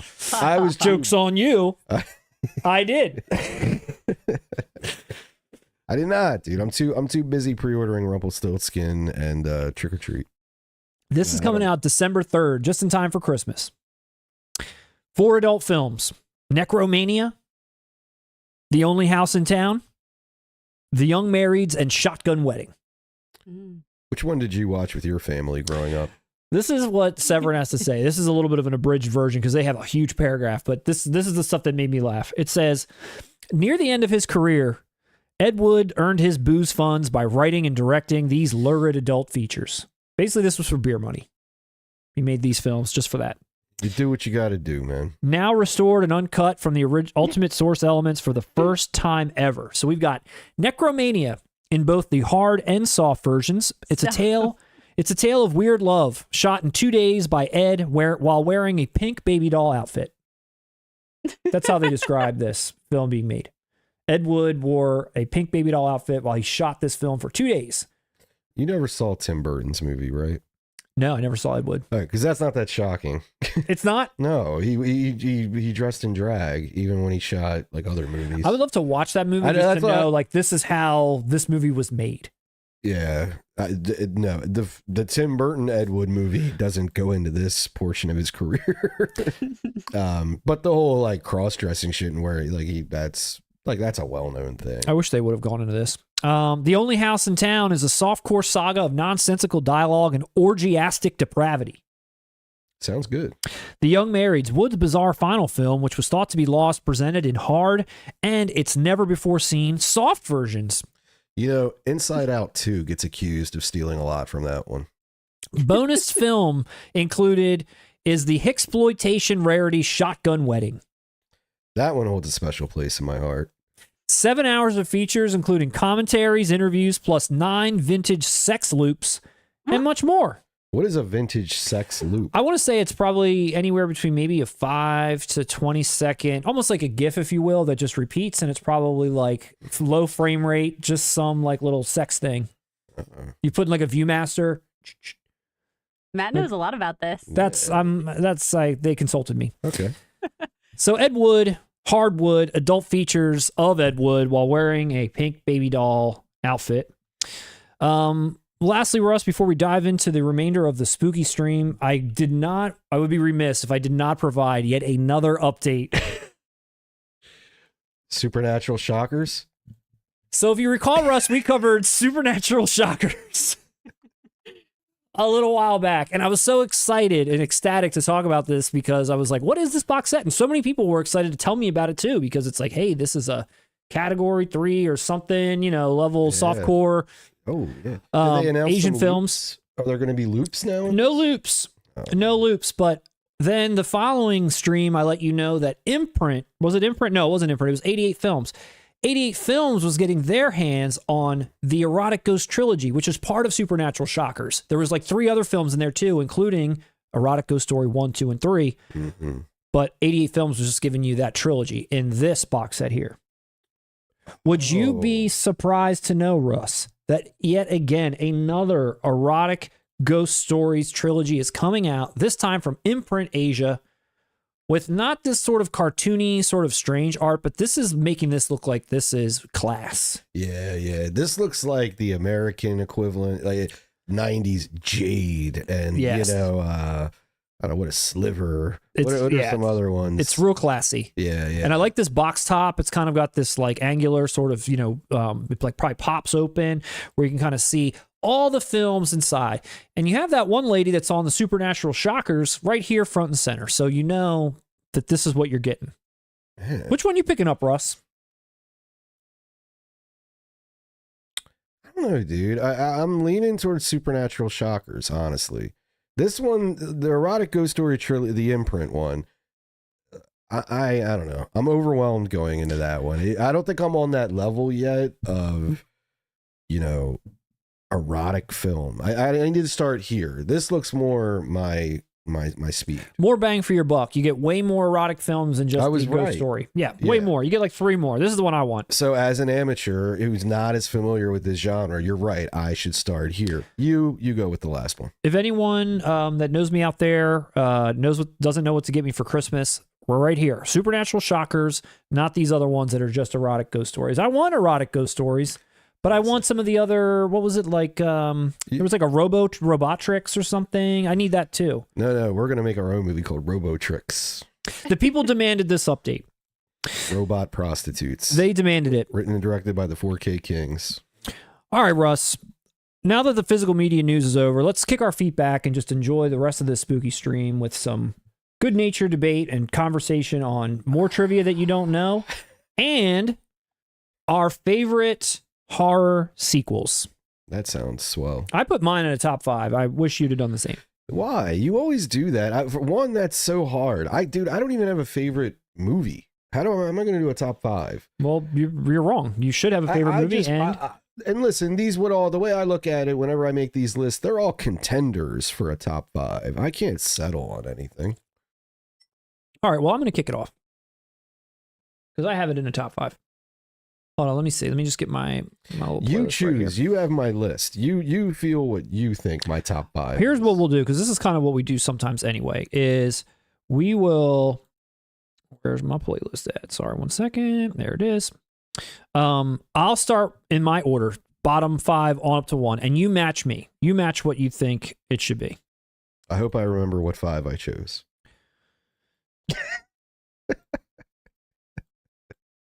All right, let me see. That's going to be hard because I'm going to match it with something and then you're going to name another one. I'm going to be like, well, damn, that makes more sense. Here I am talking about Sister Act 2 when you brought up Hellraiser 2, You're going to talk about... That's not a horror movie. Oh, let it me is. see if I can get this up here. I've seen Hellraiser 2. It's horror. All right. What's going on here? I know there's some. Really is spooky. I know there's some like technical difficulties. I need you to entertain the crowd while Watch I the lights figure this out. start flashing on and off. Everything just Oh, no, I need to entertain the crowd. entertain the crowd just for a second, Russ. Talk to the people. Because to me, MC means move the crowd. Oh, here we are. No, we're not ready yet. You got to keep going. Shit. Okay. The Substance. Margaret Qualley. When I watched that film, I realized, holy shit, she's good. Because I noticed her in Once Upon a Time in Hollywood. And when I watched, I remember the first time I saw it, and I saw the scene with her and Brad Pitt. Mm-hmm. It was one of the most memorable scenes of the movie. I remember walking out of that, like, with that scene in my head. And it's not a particularly, important scene to the structure of the film or anything like that. But it was her like bouncing off of Brad Pitt. It felt very genuine. It was great acting, She was great. I'm ready now, so you don't have to do this anymore. You're good. Okay, cool. You can stop talking to the audience now. All right, so everyone along at home, I'm gonna give my top 5, or at least what I could muster. Hopefully I didn't miss any. And then, Russ, you're going to name yours. Let us know out there, too, what you think about what we're saying, but also what your top 5 favorite sequels are. No parameters, right? Not like it has to have 3. It's got to have a certain amount. Just whatever your favorite sequel is. Not the original, but favorite sequel within the franchise. Yeah. All right. Yeah. All right, I'm going to start. I did it as, like, these are great horror sequels. To dive into this Halloween season with 1 day left. Yes. So here we go. My first one in my number 5 slot is 28 Weeks Later. 28 Days Later is an awesome horror / zombie movie. What I want to say too, and I just saw this the other day, it's funny that we had talked about this and I saw something pop up where 28 Days Later currently is not available to stream anywhere. You can't even like rent it, own it, find it. And that's what we're talking about when we say support physical media. Because one day I don't know, but it's not there. But 28 Weeks Later was a movie I was not expecting to like. I was not expecting that they were going to capture even the same amount of intensity or feeling that I had when I watched that first one. And while it is a much different kind of feeling than that first one, and it is shot, I think Danny Boyle shot it on like a friggin' cell phone or something when he first did it. This one's got a little bit more of a production value. But what I like about this one, and I'll say this probably a couple more times, is I really like how they continue the story from the first one.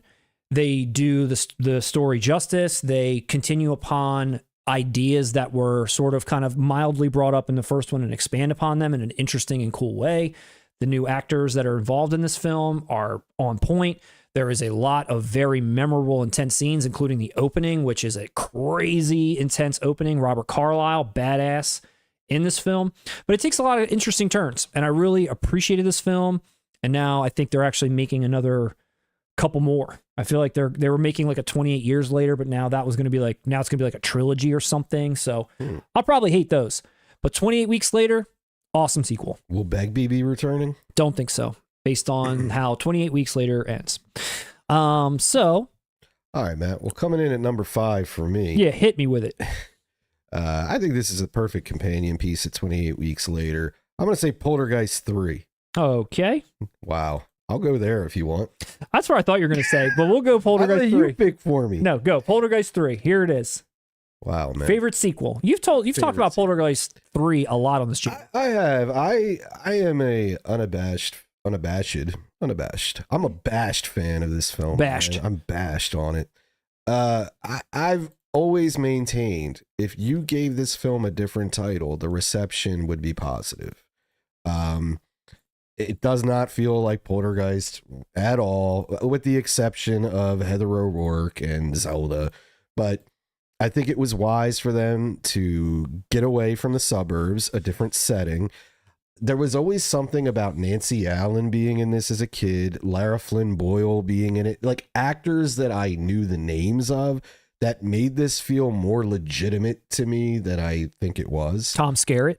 Yeah, dude. Even Tom Skerritt. Tom Skerritt kicks ass, man. Dude, and this poster is awesome. It is an awesome poster. I always said, call this movie like High Rise. Call it, building. I don't fuck. Building. Mirrors. Building the movie. Seriously, and it would have got a better reception. It's fucking frightening to me. There are parts in I'll say this one scares me more than 1 or 2 ever did as a child. There's just a tone to this movie that's like, I don't know what it is. The puddles, like the reflections, the mirrors, all of it. It's just, it always unsettled me. I always thought it was shot very well. I think also being a kid, we all know what happened to Heather O'Rourke and the kind of, the weird stuff. It overshadowed the release a little bit. By the time 3, all that stuff definitely did. Man, it's a sharper movie than anyone gives it credit for. I'm not saying it's a great horror movie, but the rap it as, it's not nearly as bad as that. And I'd argue to say it deserves a new look. It deserves a fresh take. Yeah, it's got legitimate scares. I like the set pieces and the setting of it definitely give you some good legitimate scares. No, I totally agree. It just, like you said, it didn't hit the same way because of how it's tied into it, and I think her death definitely overshadowed some of it, but it's freaky. Yeah. Some of that mirror stuff, like you said, like when the demons are like... Yeah, dude, it's creepy. It was smart. It's effective. I think it was great to get Jo Beth Williams and Craig T. Nelson out of there. 2, I like this better than 2. Yeah, when Craig T. Nelson drinks the tequila in 2 and he turns into like bad Craig T. Nelson, that's the part that disturbed me. I didn't like it. No, the part in 2 that distressed me, and I feel like everyone in our generation was old dude walking up the driveway. That's freaky. Come on. That's I'll admit that scene is scarier than any scene in any Poltergeist movie. Like that dude, holy shit. I'll have nightmares about that tonight. He is pretty freaky. All right, dude. No, it's a great sequel. What's everybody out there think? Let us know. Let me see. I'm going to go on to my number 4 now, Russ. I'm going to give my number 4. You ready? My number 4 in order. My number 4. And you're going to do my number 4 after that. We're not going to play this game where you spoil my... Sorry, I thought that's really where you're going to go. My number 4 is another movie. Did I bring this over?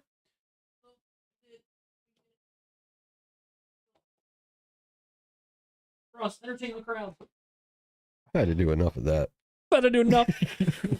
My next horror sequel that is one of my favorite sequels of all time, and it's very similar in the respect of 28 Weeks Later that I was just mentioning. I talked about this movie before on this channel, and if you missed it, hear me now that this is one of the best found footage films I've ever seen. I know that's sort of like kind of a kitschy sort of genre at this point, and I've probably said the exact same thing when I talked about this before, but give this a chance. It is visceral. It is awesome. It is a kind of in the same way as like in the same way as like 28 Weeks Later, where you've got a virus that has taken over a group of people, and they don't act like slow moving zombies. They act in a similar way to that. But it's found footage in the sense that there's like a woman and she's got a cameraman and she's following like a fire department around. They get into an apartment building where they, were called for some disturbance. And then literally as soon as they get in there, the whole building is like tarped and they start hearing things from outside saying, you've been quarantined, you can't come out. They don't understand why until the shit hits the fan, basically. This movie is awesome. REC or REC 2, whatever you want to call it, picks up literally the second the other one ends. And again, takes this story in a different direction. It's all contained in one high-rise building, and another like sort of group of people that were within the building that you didn't see in the first movie take this story on, while then coming back around to meeting up with the cast from the first movie again. It's clever. It's really cool and really interesting how they do it, and also how they go on to explain what was going on within, what this virus is or what it really is. They kind of expand upon the story a little bit more to explain it. And normally that would be kind of like, they're showing their hand a little too much or whatever. But the way that it complements that first movie, this is like a 1-2 punch. Fear Revisited. Loved it. REC 1, absolutely got to check that out. And if you've got the guts, check out 2. I own this 1 and 2 Blu-ray. I wish they put this box set out in 4K. I'd pick it up. There's like a 3 and a 4, which I tried to watch, and not even close to the caliber of 1 and 2. How's Jennifer Carpenter in it? Dude, what was that? Was that called Quarantine? That remake? They made a remake of this with Jennifer Carpenter. Yeah, it wasn't great. So that's my Number 4, favorite horror movie sequel. Let me know if you've seen it. What's your number 4? Haven't. My number 4 is Dr. Sleep. Is it? It has to be. Boom. Dr. Sleep. Dare to Go Back. Yeah. You love this movie. It's my favorite movie of all time. No. Dude, because this was so interesting, right? I had a friend at the time when this was coming out. I know, it's crazy. I have friends. And I swore up and down I wouldn't watch this movie. I was like, The Shining. I talked about this in our Nightmare review. Much like Jordan Peele, my top 2 is probably The Shining and Nightmare on Elm Street. And I just couldn't, nothing about this intrigued me. But I at the time, I had gotten a new phone, and it came with an app, or it might have been like the Kindle app, something like that. Mm-hmm. And you had some free downloads for books, and this the novel was on there. I downloaded it and ended up reading it. I went on some vacation where we had to travel. I don't remember. And I ended up reading the book. And it's like, it's corny. You know what I mean? Yeah. It's not, by no, even Stephen King fans are not going to say this is in his best, his top 50. How many books does he have at this point? Sure. Okay. So anyway, I know the book. I know it, it passed the time, but it's basically Goosebumps. I ended up watching the movie. I did with my wife. And I'm shocked that they pulled this out of that book. Everything that read as corny in the book, they actually did very well in this movie concerning the new story, not the stuff going back to The Shining, you know what I mean? Not to the Overlook and all that, which is actually different because if you know the novels, the Overlook was burned down in King's novels. So all that stuff was added in to connect this to the film. Sure. But, dude, it's well done. The main villain character, I forget the actress's name. She's phenomenal in this, and I'm surprised she could even like pull it off without it coming across as hokey. You mentioned Begbie. Ewan McGregor is reliable as fuck, dude. I mean, he's always reliable. Even when he's in a trash movie, he delivers. He's good in this. Again, I'm not saying it's a masterpiece. Not saying you need to run out and check it out, but if you're like me and you adore The Shining and you hated the idea of this film's existence, it's honestly worth a watch, I have to say. Okay. Dr. Sleep. I love Ewan McGregor. Yeah, man, check it out. It's better than even when they go back to The Shining stuff. It was all right. Okay. That stuff was all right. All right, well, no, that's a great recommendation, Russ, for a great horror sequel. The sequel that we all never knew that we were going to get or needed until we got it. King forced it. All right, let's see. So moving on, my number 3, Russ. My number 3 is a movie you've got sitting right next to you, and that's HELLBOUND, HELLRAISER 2. Again, very similar to the last 2 things I said about those last 2 movies. Picks up instantly after the first one leaves off, and it doesn't give you the feeling like someone new picked this up. Someone new is taking this in a new direction, or the feeling's off, or the vibe's off, or the acting's off, or whatever. It feels like it's just a continuation of what you just watched in HELLRAISER 1. It completely, again, expands upon more about the story, more about these Cenobites, more about the puzzle box. It introduces, like, these guys are villains. The Cenobites are the villains, so to speak, of Hellraiser. But they managed to somehow introduce like a real villain in that doctor character that is sort of trying to take these guys out. So you almost kind of like are rooting for them at some point. They really like mess with you a little bit. But dude, it is on point with its, disturbing imagery. It's all there. All that same feeling is there. It's not till 3 and 4 and 5. And when Adam Scott shows up, that things, things get a little off, but Hellraiser 2 is in line with Hellraiser 1. Not that it is Hellraiser 1, but as far as a sequel is concerned, I'm fine with just seeing 1 and 2 and calling it a day, personally. I did see 3. It was a mistake. But I'm personally fine with keeping it as Hellraiser 1 and 2.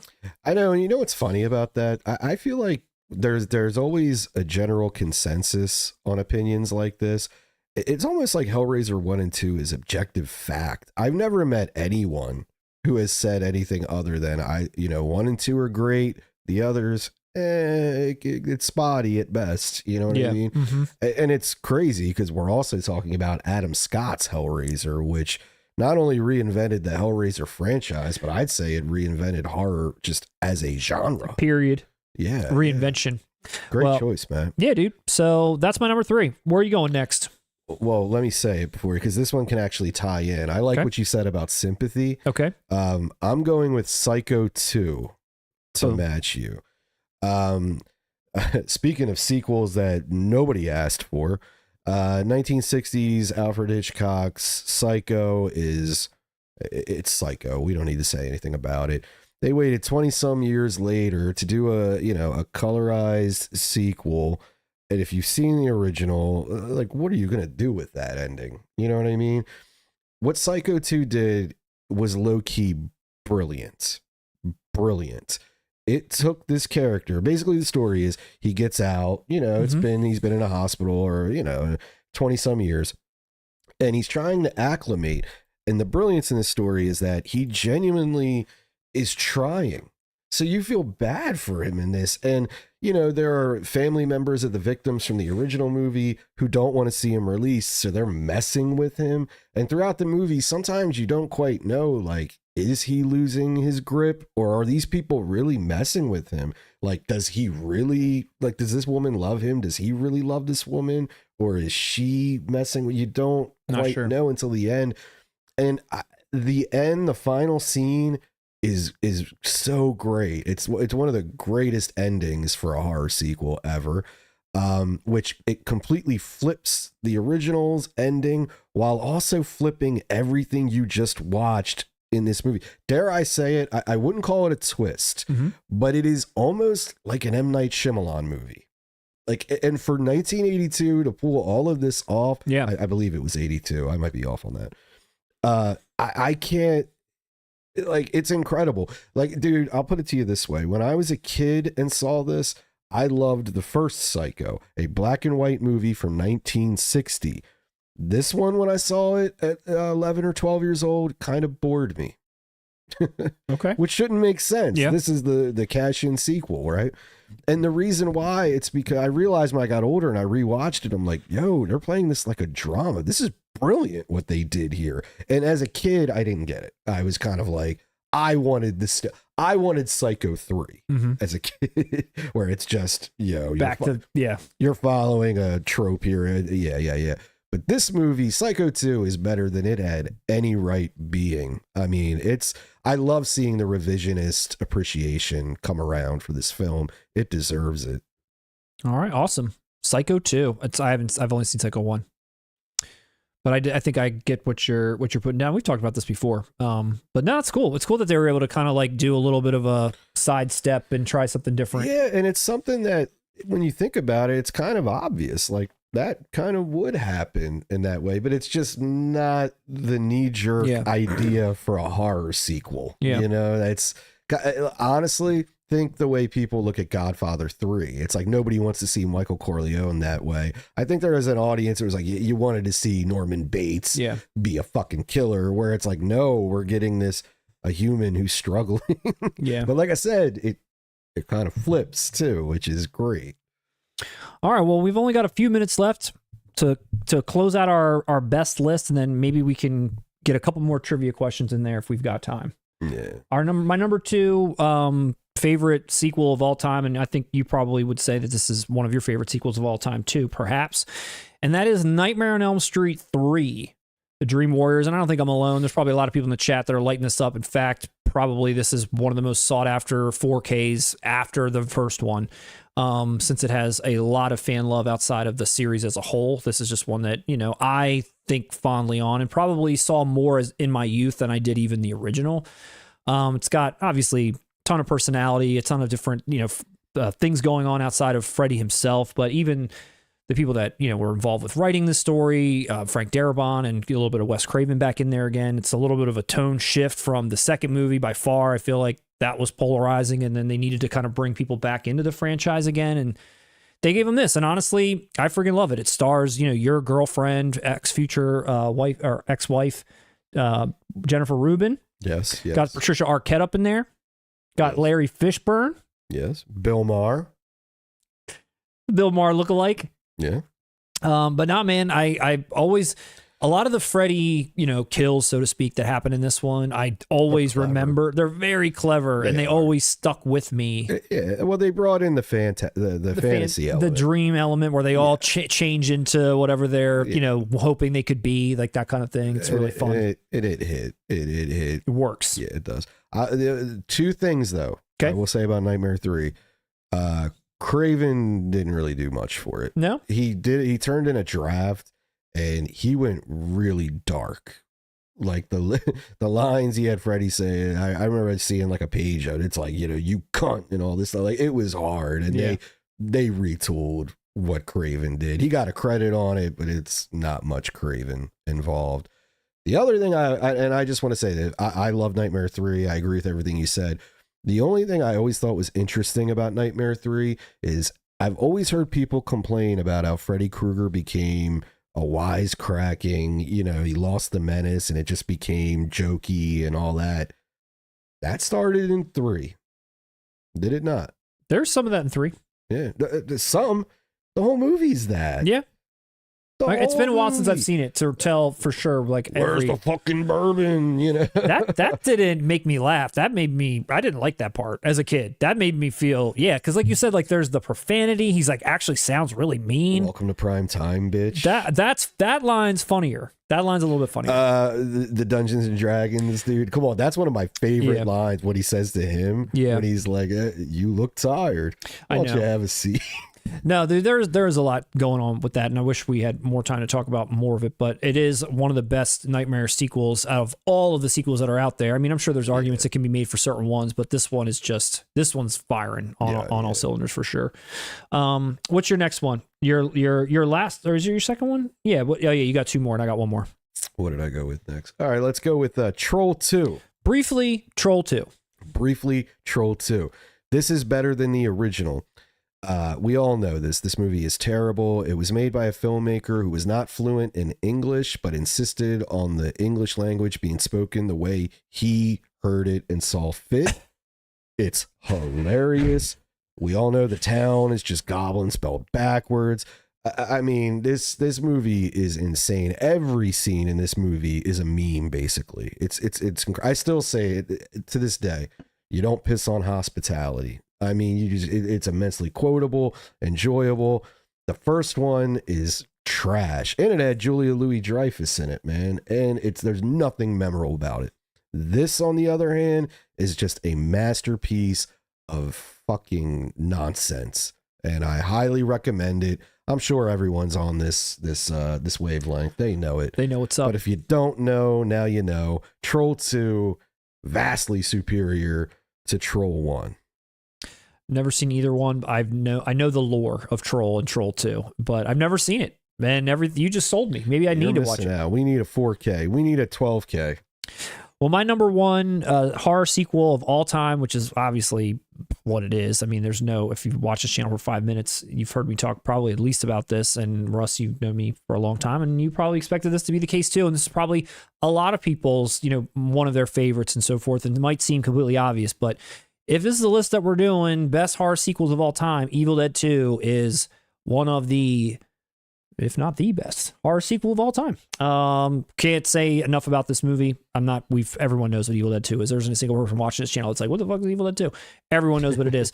I don't need to say anything about it. Just know that this is my favorite in my top 5 films of all time, top 5 horror VHS posters of all time, and certainly one of the best, if not the best, horror sequels of all time.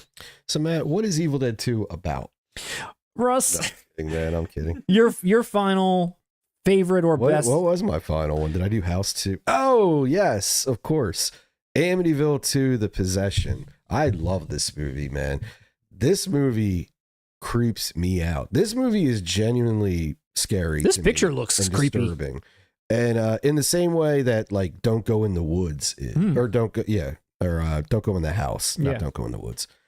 Don't Go in the Woods, I'm not a fan of. Amityville 2, and there's one reason. It touches on a subject that very rarely gets touched on in horror films, and that is incest.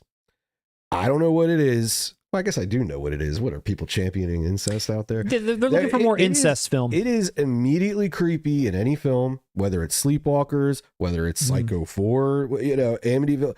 It's creepy. It's it just, and it is a plot point in this. It skeeves me out. You got Paulie in this. He's skeevy even in Rocky. Imagine him in a horror movie, dude. About incest.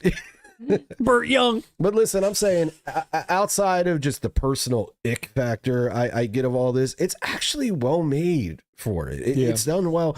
And if you've ever seen the original Amityville, it's no Oscar winner. I mean, honestly, there are parts in the original Amityville that are laughable. Like I didn't laugh once in Amityville 2. I was just like, God damn, this is creepy,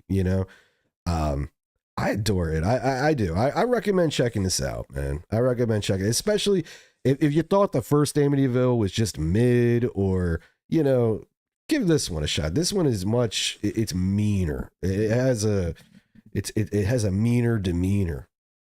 And it's one of the best horror sequels of all time. Per the 4K Kings. Better than Evil Dead 2. No. Not better than Evil Dead 2. It's not on that level. No. Well, Russ, that's the spooky stream.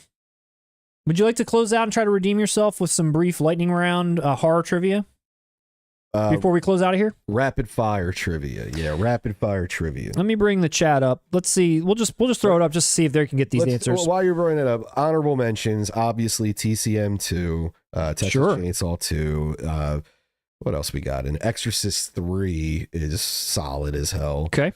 Yeah, dude, we could have kept going. Did you have any honorable mentions? I'm a House 2 guy. Oh yeah, House 2. Yeah, sure. Yeah, definitely. And I think that's at least on par with the first one. Halloween 3, Season of the Witch. I'm a big Halloween 3 fan. If I had to me, Halloween 3 is the best Halloween sequel. Film and screen legend Bolo Young from Bloodsport is in the chat, and he said Troll 2 is hilarious. Dude, Bolo is a fan. Bolo knows it. All right, Russ. Let's give the people what they want. They want to see some horror trivia. They want to see you succeed. They want to know if they can get the answers right. Let's close this out with some dignity. Are you ready? Child's Play 2 also. We're a little bit over time, but that's okay. We're almost on the home stretch. Who out there wants us to keep going with a little bit of trivia? Release dates? You're a big release date guy. You want to do release dates? Like specifically or year? I'm gonna just the year, not the month, not the day, just the year, Russ. I'm not rainbowing that. I'll tell you the name of the film. You tell me the year it was released. All right. Ready? Let's try it. All right, here we go. Friday the 13th. 1980. Nightmare on Elm Street. 1984. Halloween. 1978. Scream. 1996. Hellraiser. 1987. Child's Play. 88. TCM. 74. Well done. You got them all. I almost said 72 on Texas Chainsaw. Shit. Great job. You nailed them all, Russ. That was really good. That was rapid fire. That was pretty good. You didn't give anyone lean, out here a chance. No. You gave no one a chance this time. That was faster than the speed of light. I don't even think they've seen it yet. All right, let's talk about sequels. We just talked about all of our favorite horror Still sequels. doing years? Nope. This is a new category. Okay. So we just finished talking about our favorite horror sequels. Let's see what more you know about sequels. You ready? How many times has Jamie Lee Curtis played Laurie Strode? 1, 2, 3. Has it been 6 now? 7 times. 7. Fuck. Yeah, she gets killed at the end of or at the beginning of Resurrection. Spoiler alert. Damn it. Yeah, so she all right, I forgot. Resurrection, I skipped. She gets yep. Shit. 1, 2, H2O, Resurrection, and the 3 newest reboot joints. Yep. In what movie did Jason start wearing the iconic mask? Hockey mask, that is. 3. Final answer? I know 2. 3. You just sounded unsure. You sounded unsure. I was for a second because we were talking about In a Violent Nature earlier, and I was thinking of Baghead Jason. All right, I'll give you that one. You had asked me that. You had it. God damn, don't trip me up. Come on. Alex Trebek would never do that. What horror anthology was originally supposed to be Creepshow 3? Tales from the Dark Side? Tales from the Dark Side. You are correct. Tales from the Dark Side, the movie, was supposed to be Creepshow 3. I had to put that together by years. I think you probably know this. I just want to hear you say it out loud, or I want to see someone type this out. Okay. According to the sequels, why can't Michael Myers be killed? Ooh. Well, they brought in a supernatural element. Why can't he be killed? Didn't they bring it in like Curse or 4 and 5? I think you're right. I think it's talked about in Curse. And Curse is the one that's 6. That's the worst one in my opinion. Why can't Michael Myers be killed? Anyone in the chat? Why can't Michael Myers be killed according to the sequels themselves? They had to give him as much backstory as possible. I honestly don't recall. You got me there.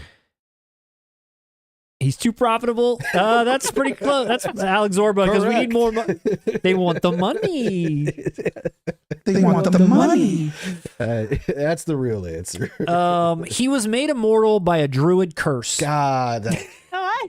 That was something goofy, and that wasn't. I know. That's why I wanted that to wasn't hear. 6, dude. I honestly 6. I don't think I've even finished to this day. That's the only one I don't think I've seen all the way through. Immortal by a druid curse. Wow. All right, here we go. Another rapid fire.